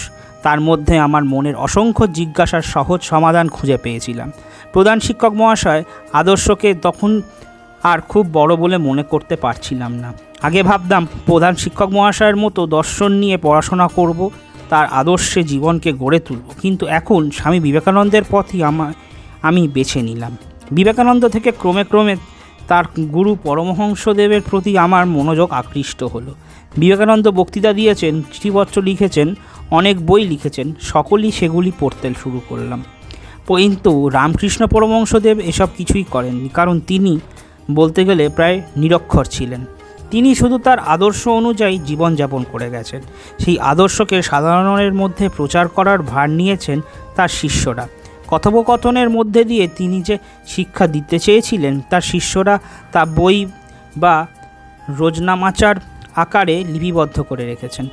এই সব বইয়ের সবচেয়ে মূল্যবান অংশ হলো চরিত্র গঠন ও আধ্যাত্মিক উন্নতি সম্পর্কে তার সহজ সরল উপদেশাবলী। বারবার তিনি বলেছেন, আত্মসংযোগ বিনা আধ্যাত্মিক উন্নতি অসম্ভব, একমাত্র অনাসক্তির মধ্যে দিয়েই মুক্তি আসবে পরে। রামকৃষ্ণ অবশ্য নতুন কিছু বলেননি, হাজার হাজার বছর আগে উপনিষদই প্রচার করেছেন। পার্থিব প্রলোভন ত্যাগই অমরত্ব লাভের একমাত্র উপায়। রামকৃষ্ণের উপদেশবলী এত জনপ্রিয় এবং হৃদয়গ্রাহী হওয়ার কারণ রামকৃষ্ণ যা উপদেশ দিতেন নিজের জীবনেও তা অক্ষরে অক্ষরে পালন করতেন। তার শিষ্যদের মতে তিনি এইভাবে আধ্যাত্মিক উন্নতির চরম শিখরে উঠেছিলেন। রামকৃষ্ণদেবের উপদেশের সার কথা কামিনী কাঞ্চন ত্যাগ। তিনি বলতেন এই দুটি প্রলোভন ত্যাগ করতে না করলে আধ্যাত্মিক উন্নতি অসম্ভব। যৌন কামনাকে এমনভাবে নিয়ন্ত্রিত করতে হবে যাতে সব স্ত্রীলোক সম্বন্ধেই মাতৃভাব জাগে। অল্প দিনের মধ্যেই আমি রামকৃষ্ণ এবং বিবেকানন্দের একদল ভক্ত জুটিয়ে ফেলেছিলাম। এদের মধ্যে সুভাষচন্দ্র মিত্রও ছিলেন। স্কুলে বা স্কুলের বাইরে যেখানেই হোক সুযোগ পেলেই আমরা এই বিষয়ে আলাপ আলোচনা শুরু করে দিতাম। অনেক সময় দল বেঁধে দূরে কোথাও বেড়াতে চলে যেতাম। এতে বেশি খানিকক্ষণ আলোচনা করবার সুযোগ পাওয়া যেত। ক্রমে আমাদের দল বেশ ভারী হয়ে উঠল। দলে একটি গাইয়ের ছেলেকে হেমচন্দ্র সেন পাওয়া গেল। বিশেষ করে ভক্তিমূলক গান সে চমৎকার গাইত। দেখা গেল ঘরে বাইরে সকলেই আমাদের সম্বন্ধে বেশ কৌতূহলী হয়ে উঠেছে। আমরা যেরকম খামখেয়ালি ছিলাম তাতে অন্য যে আমাদের সম্বন্ধে কৌতূহল প্রকাশ করবে তাতে আর বিচিত্র কি। অবশ্য ছাত্ররা আমাদের নিয়ে ঠাট্টা তামাশা করতে সাহস পেত না, কারণ আমাদের মধ্যে অনেকেই ছিল ক্লাসের সেরা ছাত্র। বাড়ির লোকেদের নিয়েই হতো যত মুশকিল। বাবা মা টের পেয়ে গিয়েছিলেন যে অন্য ছেলেদের সঙ্গে আমিও প্রায় বাইরে বেরিয়ে যাই। প্রথম তারা ভালো কথায় আমাকে বোঝাবার চেষ্টা করলেন, তারপর তাতে কোনো ফল না হওয়ায় আচ্ছা করে বকুনি দিলেন। কিন্তু বকুনি খেয়ে শোধাবার মতো মনের অবস্থা তখন আমার ছিল না। আমি তো আর তখন বাবা মায়ের একান্ত বাধ্য সুশীল বালকটি নই। নতুন আদর্শ আমার দৃষ্টি গেছে বদলে। শুধু একটি চিন্তা মাথায় ঘুরছে, এই আদর্শকে কি করে আমার জীবনে সফল করে তুলব। পার্থিব প্রবলন, অন্যায় বাধা তুচ্ছ করে জনসেবায় নিজেকে বিলিয়ে দেব। পিতামাতার প্রতি ভক্তিমূলক সংস্কৃত শ্লোকের পরিবর্তে তখন এমন সব শ্লোক মুখস্থ করতে শুরু করলাম যাতে পিতামাতার শাসন অমান্য করবারই মন্ত্রণা রয়েছে। জীবনে আর কখনো এরকম সংকটে বোধহয় আমাকে পড়তে হয়নি। রামকৃষ্ণের আত্মসংযম ও কামিনী কাঞ্চন ত্যাগের আদর্শ অনুসরণ করতে গিয়ে স্বাভাবিক প্রবৃত্তিগুলির সঙ্গে লাগল সংঘাত। আর বিবেকানন্দের আদর্শ মনকে সামাজিক ও পারিবারিক বাধানিষেধের বিরুদ্ধে বিরোধ করতে উদ্বুদ্ধ করল। আগেই বলেছি, শরীর মন দুই ছিল আমার দুর্বল। কাজী এই মানসিক দ্বন্দ্বে জয়ী হতে আমাকে যে কী পরিমাণ কষ্ট করতে হয়েছে তা বলবার নয়। কখনো আশা, কখনো নিরাশা, কখনো দুঃখ, কখনো আনন্দ, এইভাবেই অনিশ্চয়তার মধ্যে দিয়েই আমাদের বহু দিন কেটেছে। মনের দ্বন্দ্বটাই বিশেষ পীড়াদায়ক ছিল না, বাইরের বাধাবিঘ্ন জয় করাটাই বেশি কষ্টকর ছিল তা বলা কঠিন। আমার মনের জোর একটু যদি বেশি থাকতো কিংবা একটু স্থল প্রকৃতির হতো তবে এত কষ্ট আমাকে পেতে হতো না। অনেক সহজেই জয়ী হয়ে বেরিয়ে আসতে পারতাম, কিন্তু তা না হওয়াতে আমাকে সব মুখ বুজে সহ্য করতে হয়েছে। বাবা মা যতই আমাকে বাধা দিতে চেয়েছেন, আমিও ততই বিদ্রোহী হয়ে উঠেছি। যখন অন্য কোনোভাবে আমাকে বাগে আনতে পারলেন না, মা কান্নাকাটি শুরু করে দিলেন। কিন্তু চোখের জলেও আমার মন ভিজল না, বরং বিরক্ত হয়ে আমিও আরও বেশি অবাধ্য এবং খামখেয়ালি হয়ে উঠলাম। কোনো রকম শাসনই আমার ওপর খাটল না। অবশ্য এজন্য মনে মনে আমি অত্যন্ত অশান্তি ভোগ করছি। বাবা মায়ের অবাধ্য হওয়া যে আমার পক্ষে তো কতখানি পীড়াদায়ক ছিল তা বলে বোঝানো যায় না, কারণ ব্যাপারটা সম্পূর্ণ আমার স্বভাব বিরুদ্ধ। কিন্তু আমার কাছে সবার উপরে তখন আদর্শ, সেই আদর্শের কাছে আর সবাই তুচ্ছ হয়ে গিয়েছিল। সবচেয়ে খারাপ লাগতো যখন দেখতাম বাড়িতে কেউ আমাকে অন্তরঙ্গভাবে বোঝাতে চেষ্টা করছে না, আমার ভিতরে যে অসহ্য দ্বন্দ্ব চলছে তার খোঁজ রাখছে না। একমাত্র সান্ত্বনা পেতাম বন্ধুদের কাছে। যতক্ষণ বাড়ির বাইরে বন্ধুদের মাঝে থাকতাম অতটা কষ্ট হতো না। লেখাপড়ায় আর মন বসতে চাইতো না। শুধু গোড়ার দিকে অত্যন্ত মনোযোগ দিয়ে পড়াশোনা করেছিলাম বলেই কোনো রকমের মান রক্ষা হয়েছিল, নয়তো একেবারে তলিয়ে যেতাম। লেখাপড়া ছেড়ে তার এখন আমার একমাত্র কাজ হলো যোগ অভ্যাস করা। যোগ শেখাতে পারে এরকম গুরু তখন আমার জোটেনি। কাজী বই পড়ে যতটুকু শেখা যায় তাই দিয়েই কাজ চালাতাম। পরে অবশ্য বুঝতে পেরেছিলাম যে এই জাতীয় বই অধিকাংশই বাজে লোকের লেখা, যাদের ওপর কোনো মতেই নির্ভর করা চলে না। ব্রহ্মচর্য, যোগ, হঠযোগ ইত্যাদি সম্বন্ধে এই ধরনের অনেক বই বাজারে পাওয়া যেত। আমরা সাগ্রহে এইসব কিনে পড়তাম এবং সেগুলিতে যেসব নিয়মকানুন দেওয়া থাকত সেগুলি বিনা দ্বিধায় পালন করতাম। এছাড়া আরও কত রকমের বিচিত্র সব অনুষ্ঠান যে পালন করা হতো তার একটা বিবরণ দিলে প্রচুর হাসির খোরাক মিলবে। সে সময় আমাকে অনেকে কেন পাগল ভাবতো, এখন সেটা বুঝতে পারি। প্রথম যখন যোগ অভ্যাস করব বলে স্থির করলাম, তখন একটা সমস্যা দেখা দিল। ভেবেই পাচ্ছিলাম না লক্ষ্যচক্ষু এড়িয়ে কিভাবে কাজটা করা যায়, এবং দুর্ভাগ্যক্রমে যদি কেউ আমাকে দেখে ফেলে তবে কি করে ঠাট্টা তামাশার হাত থেকে বাঁচা যাবে। ঠিক করলাম সন্ধ্যার পর বসা যাবে, তাহলে অন্ধকার সহজে আমাকে কেউ আর দেখতে পাবে না। কয়েকদিন বেশ নির্বিঘ্নেই কাটলো, কিন্তু হঠাৎ একদিন ধরা পড়ে গেলাম। সে এক ভারী মজার ব্যাপার। অন্ধকার ঘরে বসে যোগ অভ্যাস করছি, এমন সময় বিছানা করার জন্য সেই ঘরে ঢুকে অন্ধকারে হুড়মুড় করে একেবারে আমার ঘাড়ে এসে পড়ল। আলো জ্বালবার পর আমাকে ওভাবে দেখে বেচারা কীরকম হতভম্ব হয়েছিল বুঝতে পারেনি। যোগ অভ্যাসের নানান রকম প্রক্রিয়া ছিল। সাধারণত যেটা অনুসরণ করা হতো সেটা হলো সাদা খানিকটা জায়গার ঠিক মাঝখানে একটা কালো বৃত্ত এঁকে সেই বৃত্তের দিকে এক দৃষ্টে তাকিয়ে থাকতে হবে, মাঝখানে একটা কালো বৃত্ত এঁকে সেই বৃত্তের দিকে এক দৃষ্টে তাকিয়ে থাকতে হবে, যতক্ষণ পর্যন্ত না মন সম্পূর্ণ সমাধিস্থ করা হতো। কখনো কখনো নীল আকাশের দিকে তাকিয়ে মনকে সমাধিস্থ করা হতো। সবচেয়ে কষ্টকর ছিল মধ্যাহ্নের প্রখর সূর্যের দিকে তাকিয়ে থাকার প্রক্রিয়া। নানান রকম কার্য সাধনের ব্যবস্থা ছিল, যেমন নিরামিষ আহার, প্রত্যুষ শয্যাত্যাগ, শরীরের শীত গ্রীষ্মানুভূতি নিয়ন্ত্রণ ইত্যাদি। এই সবই অত্যন্ত গোপনে সমাধা করতে হতো, সে ঘরের লোকের কাছেই হোক বা বাইরের কারোর কাছেই হোক। রামকৃষ্ণের একটি প্রিয় উপদেশ ছিল, বনে বা নির্জন কোনো জায়গায়, ঘরে বা মনে মনে, যেখানেই হোক এমনভাবে যোগ অভ্যাস করতে হবে যাতে বাইরে থেকে কেউ টের না পায়। জানবে শুধু তোমার অন্তরঙ্গ বন্ধুরা যারা নিজেরা যোগ অভ্যাস করে, আর জানবে সহযোগীরা। এইভাবে কিছুদিন যোগ অভ্যাস করার পর আমরা পরস্পরের অভিজ্ঞতা মিলিয়ে দেখতে লাগলাম। রামকৃষ্ণ একটা জিনিস বিশেষ করে সকলকে বলতেন, যোগে সিদ্ধি লাভ করলে অনেকেই অলৌকিক শক্তির অধিকারী হন, কিন্তু সেই জন্য অহংকারে আত্মহারা হয়ে যদি কেউ অপপ্রচার করে বা শক্তির অপব্যবহার শুরু করে তবে ফল অত্যন্ত মারাত্মক হতে পারে। আধ্যাত্মিক উন্নতির চরম শিখরে উঠতে হলে এই প্রলোভন ত্যাগ করতে হবে। মাসের পর মাস যোগ করার পরও আমার মধ্যে এই ধরনের কোনো অলৌকিক শক্তি অনুভব করিনি।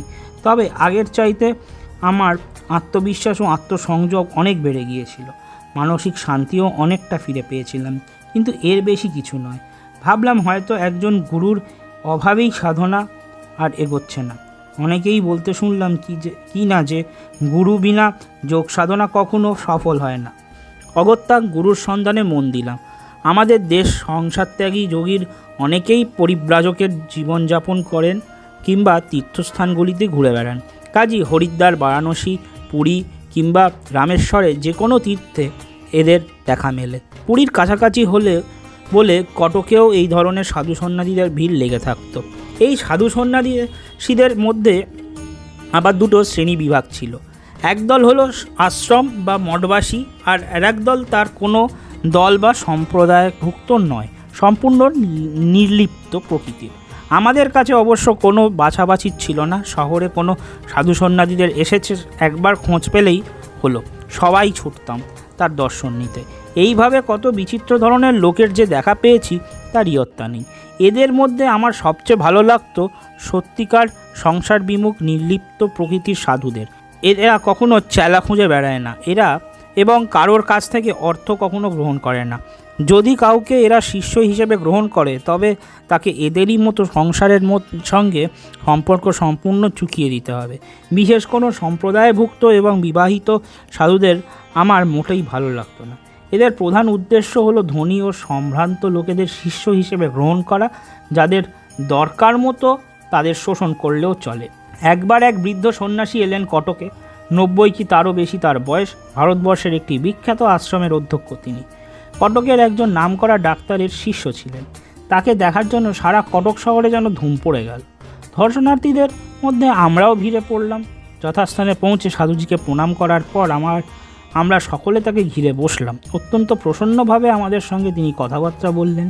তার ব্যবহারে আমরা মুগ্ধ না হয়ে পারলাম না। পরে তার কয়েকজন শিষ্য স্তোত্রপাঠ করলেন, পরম শ্রদ্ধার সঙ্গে আমরা শুনলাম। বিদায় নেবার সময় তিনি আমাদের তার ছাপানো উপদেশাবলী দিয়ে সেগুলো যথাভাবে পালন করতে বলে দিলেন। আর সকলের কথা জানি না, আমি তো মনে মনে সংকল্প করলাম উপদেশগুলো ঠিকমতো পালন করব। প্রথম উপদেশ হলো মাছ, মাংস, ডিম কোনোটাই খাওয়া চলবে না।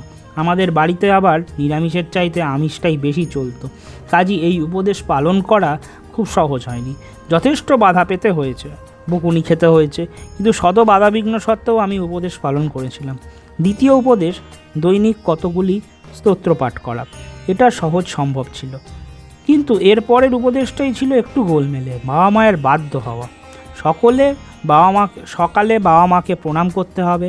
আগে কখনো বাবা মাকে এভাবে প্রত্যেক দিন প্রণাম করিনি। তাছাড়া নির্বিচারে বাবা মায়ের সব কথাই মেনে নেওয়ার কোনো সার্থকতা আছে বলে আমি বিশ্বাস করতাম না।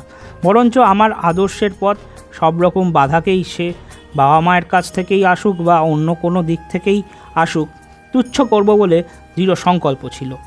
যাই হোক, উপদেশ মানতেই হবে। কাজী একদিন সকালবেলা চোখ মুখ বুজে কোনো রকম শটান গিয়ে বাবাকে প্রণাম করে ফেললাম। আজও পরিষ্কার মনে পড়ে এই আকস্মিক ব্যাপারে বাবা কীরকম অপ্রস্তুত হয়ে পড়েছিলেন। আমার এই অদ্ভুত আচরণের কারণ জিজ্ঞাসা করলেন তিনি, কিন্তু আমি একটি কথাও না বলে ঠিক যেমন এসেছিলাম তেমনই মুখ বুজে বেরিয়ে এলাম। মায়ের বেলাতেও ঠিক একই ব্যাপার ঘটে। আজ পর্যন্ত জানি না সে সময় বাবা কিংবা মা আমার সম্বন্ধে কী ভেবেছিলেন। প্রত্যেক দিন সকালে উঠে এই কর্তব্যটি সমাপন্ন করতে আমাকে যথেষ্ট বেগ পেতে হয়েছিল। বাড়ির সকলেই, এমনকি চাকর বাকররাও পর্যন্ত আমার মতো বেয়ারা ছেলেকে হঠাৎ এরকম বাধ্য হয়ে দেখতে নিশ্চয়ই খুব আশ্চর্য হয়েছিল। এই ব্যাপারটার পেছনে যে একজন সাধুর অলিখিত প্রভাব কাজ করছিল, আশা করি কেউ ঘুণাক্ষরেও তা বুঝতে পারেনি। কিছুদিন পর যখন খতিয়ে দেখতে গেলাম উপদেশগুলি পালন করে আমার কোনো লাভ হয়েছে কিনা, তখন নিরাশ হতে হলো। অগত্যা এসব ছেড়ে ছুড়ে দিয়ে আবার রামকৃষ্ণ বিবেকানন্দকে নিয়ে পড়লাম। মনকে বোঝালাম সংসার সম্বন্ধে সম্পূর্ণ নিলিপ্ত হতে না পারলে মুক্তি আর সম্ভব। ধর্মচর্চা বলতে আমি যোগ অভ্যাসকেই জানতাম। একথা বললে ভুল বলা হবে। অবশ্য কিছুদিন আমি যোগ নিয়ে একটু বেশি রকম মেতে উঠেছিলাম, কিন্তু ধীরে ধীরে বুঝতে পারছিলাম আধ্যাত্মিক উন্নতির জন্য জনসেবা অপরিহার্য। এই ধারণা বিবেকানন্দই আমাকে দিয়েছিলেন। তিনি জনসেবা তথা দেশ সেবার আদর্শ প্রচার করেছিলেন। শুধু তাই নয়, দরিদ্রের সেবাকেও তিনি অবশ্য কর্তব্য বলে স্বীকার করেছিলেন। তিনি বলতেন, দরিদ্রের মধ্যে দিয়ে ভগবান আমাদের কাছে আসেন না। কাজী দরিদ্র সেবাই মানেই ভগবানের সেবা। মনে পড়ে বিবেকানন্দের আদর্শ অনুপ্রাণিত হয়ে আমি ভিক্ষুক, ফকির, সন্ন্যাসী, সাধু সন্ন্যাসী সকল সঙ্গেই অত্যন্ত অন্তরঙ্গ হতে চেষ্টা করতাম। বাড়িতে এরা কেউ এলে এদের যথাসাধ্য দান করে মন অদ্ভুত আনন্দ পেতাম। তখন আমার 16 পূর্ণ হয়নি। সেই প্রথম পল্লী সংস্কারের অভিজ্ঞতা হলো। কটকের প্রান্তে একটি গ্রামে দল বেঁধে এগিয়ে আমরা পল্লী সংস্কারের কাজ শুরু করলাম। গ্রামের একটি স্কুলে ঢুকে কিছুটা শিক্ষকতা করা গেল।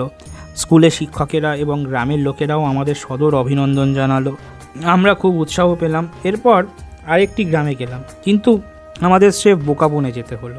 আমাদের গ্রামে ঢুকতে দেখেই গ্রামের লোকেরা দল বেঁধে আমাদের কাছ থেকে সরে পড়তে লাগলো। তাদের সঙ্গে বন্ধুভাব, দু একটা কথা বলা দূরে থাক, তাদের নাগাল পাওয়াই দুষ্কর হয়ে উঠল। যখন দেখলাম তারা আমাদের শুধু যেন যে স্বজন বলে মানতে রাজি নয় তা নয়, আমাদের তারা দস্তর মতো শত্রুপক্ষ বলেই মনে করে, তখন আমাদের হতাশার সীমা রইল না। তবে তাদের ব্যবহারে একটা কথা পরিষ্কার বুঝতে পারলাম, আমাদের আগে তথাকথিত যত ভদ্রলোকই এখানে এসে গেছেন তারা হয় ট্যাক্স কালেক্টর বা ওই জাতীয় কোনো পেশা নিয়ে এসেছেন এবং গ্রামের লোকেদের সঙ্গে এমন ব্যবহার করেছে যার ফলে আজ আমাদের গ্রামবাসীদের মধ্যে এই দুস্তর ব্যবধান দেখা দিয়েছে। কয়েক বছর পর উড়িষ্যার আরও কয়েকটি গ্রামেও আমরা একই অভিজ্ঞতা হয়েছিল। যতদিন স্কুলে ছিলাম অন্যান্য ব্যাপারে অকালপক্ষ হলেও রাজনৈতিক জ্ঞান আমার সামান্যই ছিল। এর একটা বড় কারণ, রাজনীতির দিকে আমার তেমন ঝোঁক ছিল না। বাড়িতেও রাজনীতির চর্চা বিশেষ হতো না। তাছাড়া গোটা উড়িষ্যাটাই রাজনীতির দিক থেকে অত্যন্ত পিছিয়ে ছিল। দাদাদের মুখে কংগ্রেসের কার্যকলাপ সম্বন্ধে মাঝে মাঝে কথাবার্তা শুনতাম, কিন্তু সে শোনা পর্যন্তই। 1908 সালে প্রথম যখন রাজনৈতিক অস্ত্র হিসেবে বোমা ব্যবহার করা হয়, দেশের চারদিকেই বেশ একটা সাড়া পড়ে গিয়েছিল। আমাদের মধ্যেও সাময়িক উত্তেজিতও দেখা দিয়েছিল। তখন আমি পিই স্কুলে পড়ি। প্রধান শিক্ষয়িত্রী বোমা ছোড়ার বিরুদ্ধে আমাদের খুব উপদেশ শোনালেন। ব্যাপারটা অবশ্য অল্প দিনের মধ্যে চাপা পড়ে গেল। সেই সময় বঙ্গ বিভাগ নিয়ে খুব গোলমাল চলছিল। বঙ্গবিভাগের প্রতিবাদে শহরে মিছিল বেরোতো, একই সঙ্গে স্বদেশি জিনিস ব্যবহারের জন্য আন্দোলনও চলছিল। আমরা স্বভাবতই এসব ব্যাপারে কাজে না হোক মনে মনে খানিকটা ঝুঁকেছিলাম, কিন্তু আমাদের বাড়িতে রাজনীতির প্রবেশ নিষিদ্ধ ছিল, কাজেই রাজনৈতিক আন্দোলনে যোগ দেওয়া আমাদের পক্ষে সম্ভব হয়নি। আমরা করতাম কি, খবরের কাগজ থেকে বিপ্লবীদের ছবি কেটে কেটে পড়ার ঘরে টাঙিয়ে রাখতাম। একদিন আমাদের এক আত্মীয় আমাদের বাড়িতে এলেন। তিনি ছিলেন পুলিশ অফিসার। আমাদের ঘরে ঢুকেই বিপ্লবীদের ছবি দেখে তিনি বাবাকে সাবধান করে দিলেন। ফলে স্কুল থেকে ফিরে এসে আমরা দেখলাম সেসব ছবি নষ্ট করে ফেলা হয়েছে। আমাদের কীরকম খারাপ লেগেছিল বুঝতেই পারেন। 1911 সালের ডিসেম্বর অবধি রাজনৈতিক চেতনা আমার এত কম ছিল যে সম্রাট পঞ্চম জর্জের রাজ্যাভিষেক সম্বন্ধে একটি প্রবন্ধ প্রতিযোগিতায় যোগ দিতে আমার মনে বিন্দুমাত্রও দ্বিধা জাগেনি। সাধারণত ইংরেজ রচনায় আমি সবচেয়ে বেশি নম্বর পেতাম, কিন্তু এই প্রতিযোগিতায় আমার ভাগ্য পুরস্কার জুটল না। বড়দিনের সময় পঞ্চম জর্জ কলকাতায় এলেন। বাড়ির আর সকলের সঙ্গে আমিও সেই উপলক্ষে কলকাতায় বেড়াতে গেলাম। ফিরে এলাম যখন সম্রাটের দর্শন লাভ করে মন আনন্দে ভরপুর। প্রথম রাজনৈতিক প্রেরণা পেয়েছিলাম আমি 1912 সালে আমারই বয়সী একটি ছাত্র হেমন্ত কুমার সরকারের কাছ থেকে। ছেলেটি কটক ও পুরীতে বেড়াতে এসেছিল। প্রধান শিক্ষক মশাই বেণীমাধব দাস তার সঙ্গে আমাদের পরিচয় করিয়ে দেন। ছেলেটি কলকাতার একটি রাজনৈতিক দলের সভ্য ছিল। এই দলের আদর্শ ছিল আধ্যাত্মিক উন্নতি এবং দেশ সেবা। এই দলের নেতা ছিল সুরেশচন্দ্র ব্যানার্জি বলে একটি ছেলে। ছেলেটি ডাক্তারি পড়ত। সমাজ ও দেশের নানা সমস্যা নিয়ে মাত্র মাথা ঘামাতে শুরু করেছি, এমনই সময় ছেলেটির আবির্ভাব। আমাদের দলের একজন ছেলে শেষ যুগের চেয়ে দেশ সেবাই বেশি বিশ্বাস করত, আর একজন ছেলে সে বাঙালি যোদ্ধা সুরেশ বিশ্বাসের মতো হওয়ার স্বপ্ন দেখত। কর্নেল সুরেশ বিশ্বাস দক্ষিণ আমেরিকায়, বোধহয় ব্রাজিলে গিয়ে সেখান থেকে যথেষ্ট নাম কিনেছিলেন। আমার বন্ধুটি সুরেশ বিশ্বাসের পদাঙ্ক অনুসরণ করার জন্য খুবই কুস্তি লড়ত। আমরা তখন যোগ অভ্যাস করতেই ব্যস্ত। আগন্তুক ছেলেটি একদিন সুযোগ বুঝে দেশের প্রতি আমাদের কী কর্তব্য সে সম্বন্ধে আবেগের সঙ্গে বহু উপদেশ দিল। তাদের কলকাতার দলের বিচিত্র কার্যকলাপ সম্বন্ধে অনেক খবর তার কাছে পাওয়া গেল। সব শুনে আমি তো মুগ্ধ হয়ে গেলাম। কলকাতার মতো বড় শহরে একটি প্রতিষ্ঠানের সঙ্গে জড়িত হওয়ার মধ্যে যে গৌরব আছে তার লোভে আমরা সকলেই ছেলেটির আবির্ভাবকে ভগবানের আশীর্বাদ বলেই মনে করলাম। কলকাতায় ফিরে গিয়ে ছেলেটি তার দলের কাছে আমাদের সম্বন্ধে একটি বিবৃত পেশ করেছিল। কিছুদিনের মধ্যেই সেই দলের প্রধানের কাছ থেকে সেই সূত্রে আমরা চিঠি পেলাম। এইভাবে দলটির সঙ্গে আমাদের যে যোগাযোগ ঘটল, বেশ কয়েক বছর তার টিকে ছিল। স্কুল ছাড়ার সময় যতই এগিয়ে আসতে লাগলো আমাদের মধ্যে ধর্মভাবও তেমনই তীব্রতর হয়ে উঠল। লেখাপড়ায় মন রইল না। আমাদের একমাত্র কাজ হলো তখন দল বেঁধে বাইরে গিয়ে যতক্ষণ ইচ্ছে নিজেদের মধ্যে আলাপ আলোচনা করা। শিক্ষকদের দু একজন বাদে কাউকেই আমাদের ভালো লাগতো না। যে দুজনকে ভালো লাগতো তারা ছিলেন রামকৃষ্ণ ও বিবেকানন্দের ভক্ত। এই সময় বাবা মায়ের গুরুদেব কটকে এলেন। ইনি বাবা মায়ের প্রথম গুরু। তার মৃত্যুর পর তারা আমার এক গুরুর কাছে দীক্ষা নেন। তিনি আমার মধ্যে ধর্মভাব আরও বেশি করে জাগিয়ে দিলেন, কিন্তু তার প্রভাব আমার ওপর খুব বেশি খাটল না, কারণ তিনি সন্ন্যাসী ছিলেন না। শিক্ষকদের মধ্যে একজনেরই মাত্র রাজনৈতিক চেতনা কিছুটা ছিল। স্কুলে পড়া শেষ করে তখন আমি কলকাতায় আসার জন্য তোড়জোড় করছি। তিনি আমাকে অভিনন্দন জানালেন, বললেন কলকাতায় গেলে অনেক রাজনৈতিক নেতার সঙ্গে দেখা হবে, তাতে আমার রাজনৈতিক চেতনা বাড়বে। ছেলেবেলায় আমাদের যেসব অভিজ্ঞতা হয় তা স্মৃতির বহুদিন পর্যন্ত টিকে থাকে এবং মনকে গভীরভাবে প্রভাবন্বিত করে। মনে পড়ে ছোটোবেলায় চাকর বাকর বা বাড়ির বয়স্কদের কাছে খুব ভূতের গল্প শুনতাম। একটা বিশেষ গাছে ভূতের আস্তানা বলে পরিচিত ছিল। রাত্রিরে যখন ভূতের গল্প শুনতাম ভয় আমার হাত পা হিম হয়ে যেত। রাত্রিরে জমাট একটা ভূতের গল্প শুনে জ্যোৎস্না রাতের আলো আধারে গাছের ওপর ভূতের দেখা পাওয়াই মোটেই আশ্চর্য ছিল না। আমাদের মুসলমান বাবুর্চি তো একদিন রাতে বলে বসলো তাকে ভূতে পেয়েছে, কি করা যায়? শেষটার ওঝা ডেকে সেই ভূত তাড়ানো হলো। এই ধরনের ব্যাপার আরও কয়েকটা ঘটেছিল। আমাদের একজন মুসলমান কোচানকে নিজেকে একজন ওস্তাদ ভূতের ওঝা বলে জাহির করত। সে নাকি কবজির কাছটায় চিরে ভূতকে সেই রক্ত খাইয়ে বিদায় করত। তার কথা কতখানি সত্যি বুঝতাম না, তবে এ কথা ঠিক যে তার কবজির কাছে পুরনো ক্ষতচিহ্ন তো ছিলই, নতুন ক্ষতও প্রায় দেখতে পেতাম। সে একটু আধটু হাকিমও জানতো এবং অজীর্ণ পেটের অসুখ ইত্যাদি রোগের নানান রকম ওষুধ তৈরি করত। ছেলেবেলায় এইসব অভিজ্ঞতা সহজে মন থেকে লুপ্ত হয়নি। বড় হয়ে প্রাণপণ চেষ্টায় আমি এদের প্রভাব থেকে নিজেকে মুক্ত করেছি। মনকে কুসংস্কার থেকে মুক্ত করতে বিবেকানন্দকেই আমাকে সাহায্য করলেন। তিনি যে ধর্মপ্রচার করতেন, যে যোগ সাধনায় বিশ্বাস করতেন, সবেরই মূল ভিত্তি ছিল বেদান্ত, এবং বেদান্তকে তিনি গ্রহণ করেছিলেন সম্পূর্ণ বৈজ্ঞানিক দৃষ্টিভঙ্গি দিয়ে। তার জীবনের একটি বড় আদর্শ ছিল ধর্মের সঙ্গে বিজ্ঞানের সমন্বয়ন ঘটানো। তার মতে এই সমন্বয়ন বেদান্তের মধ্যে দিয়েই সম্ভব। শিশু শিক্ষা নিয়ে যারা এদেশে গবেষণা করেন, একটা জিনিস তাদের লক্ষ্য করা একান্ত দরকার। আমাদের দেশের ছেলেমেয়েদের মন অনেক প্রতিকূল প্রভাবের মধ্যে দিয়ে গড়ে ওঠে। যেমন ধরুন, শিশুকে ঘুম পাড়ানোর মধ্যে মা, মাসি, পিসি বা ঝি এরা যে সমস্ত ঘুম পাড়ানি গান গেয়ে থাকেন, শিশু খেতে না চাইলে তাকে জোর করে খাওয়ানোর জন্য যেসব কথা বলে তাকে ভোলানো হয়, প্রায় ক্ষেত্রেই দেখা যায় এসবের ক্ষেত্রে একমাত্র উদ্দেশ্য শিশুকে ভয় দেখিয়ে কাজ হাসিল করা। বাংলাদেশের সবচেয়ে জনপ্রিয় ঘুমপাড়ানি গান হলো ঘুমপাড়ানি মাসি পিসি বর্গি এলো দেশে। বর্গি দস্যুদের নৈশ অভিযানের কাহিনী শিশুদের মনে আতঙ্ক সৃষ্টি করে, এবং তার ফলে যে ভালো হতে পারে না সে কথা বললেই বাহুল্য। শিশুরা সাধারণত যেসব স্বপ্ন দেখে তাদের জাগ্রত জীবনেও তার প্রভাব খানিকটা থেকে যায়। মনস্তস্ক ও স্বপ্নতত্ত্ব সম্বন্ধে জ্ঞান থাকলে অভিভাবক বা শিক্ষকের পক্ষে শিশু মন বোঝা অনেকটাই সহজ হয়ে পড়ে, এবং তখন সব রকম অবাঞ্ছিত প্রভাব থেকে শিশুদের রক্ষা করা সম্ভব হয়। ছেলেবেলায় আমি প্রায় সাপ, বাঘ, বাঁদর ইত্যাদি সম্বন্ধে অত্যন্ত ভয়াবহ সব স্বপ্ন দেখে আতঙ্কগ্রস্ত হয়ে থাকতাম। এজন্যই এসব কথা তুললাম। বড় হয়েও যৌন বিষয়ক স্বপ্ন, ইউনিভার্সিটির পরীক্ষার স্বপ্ন, গ্রেফতার এবং কারাবাসের স্বপ্ন ইত্যাদি নানান রকম দুঃস্বপ্ন প্রায়ই আমাকে কষ্ট দিত। পরে যখন যোগ অভ্যাস করি, সেই সময় বিশেষ একটি প্রক্রিয়ার সাহায্যে এই ধরনের দুঃস্বপ্নের হাত থেকে চিরকালের জন্য রেহাই পেয়েছিলাম।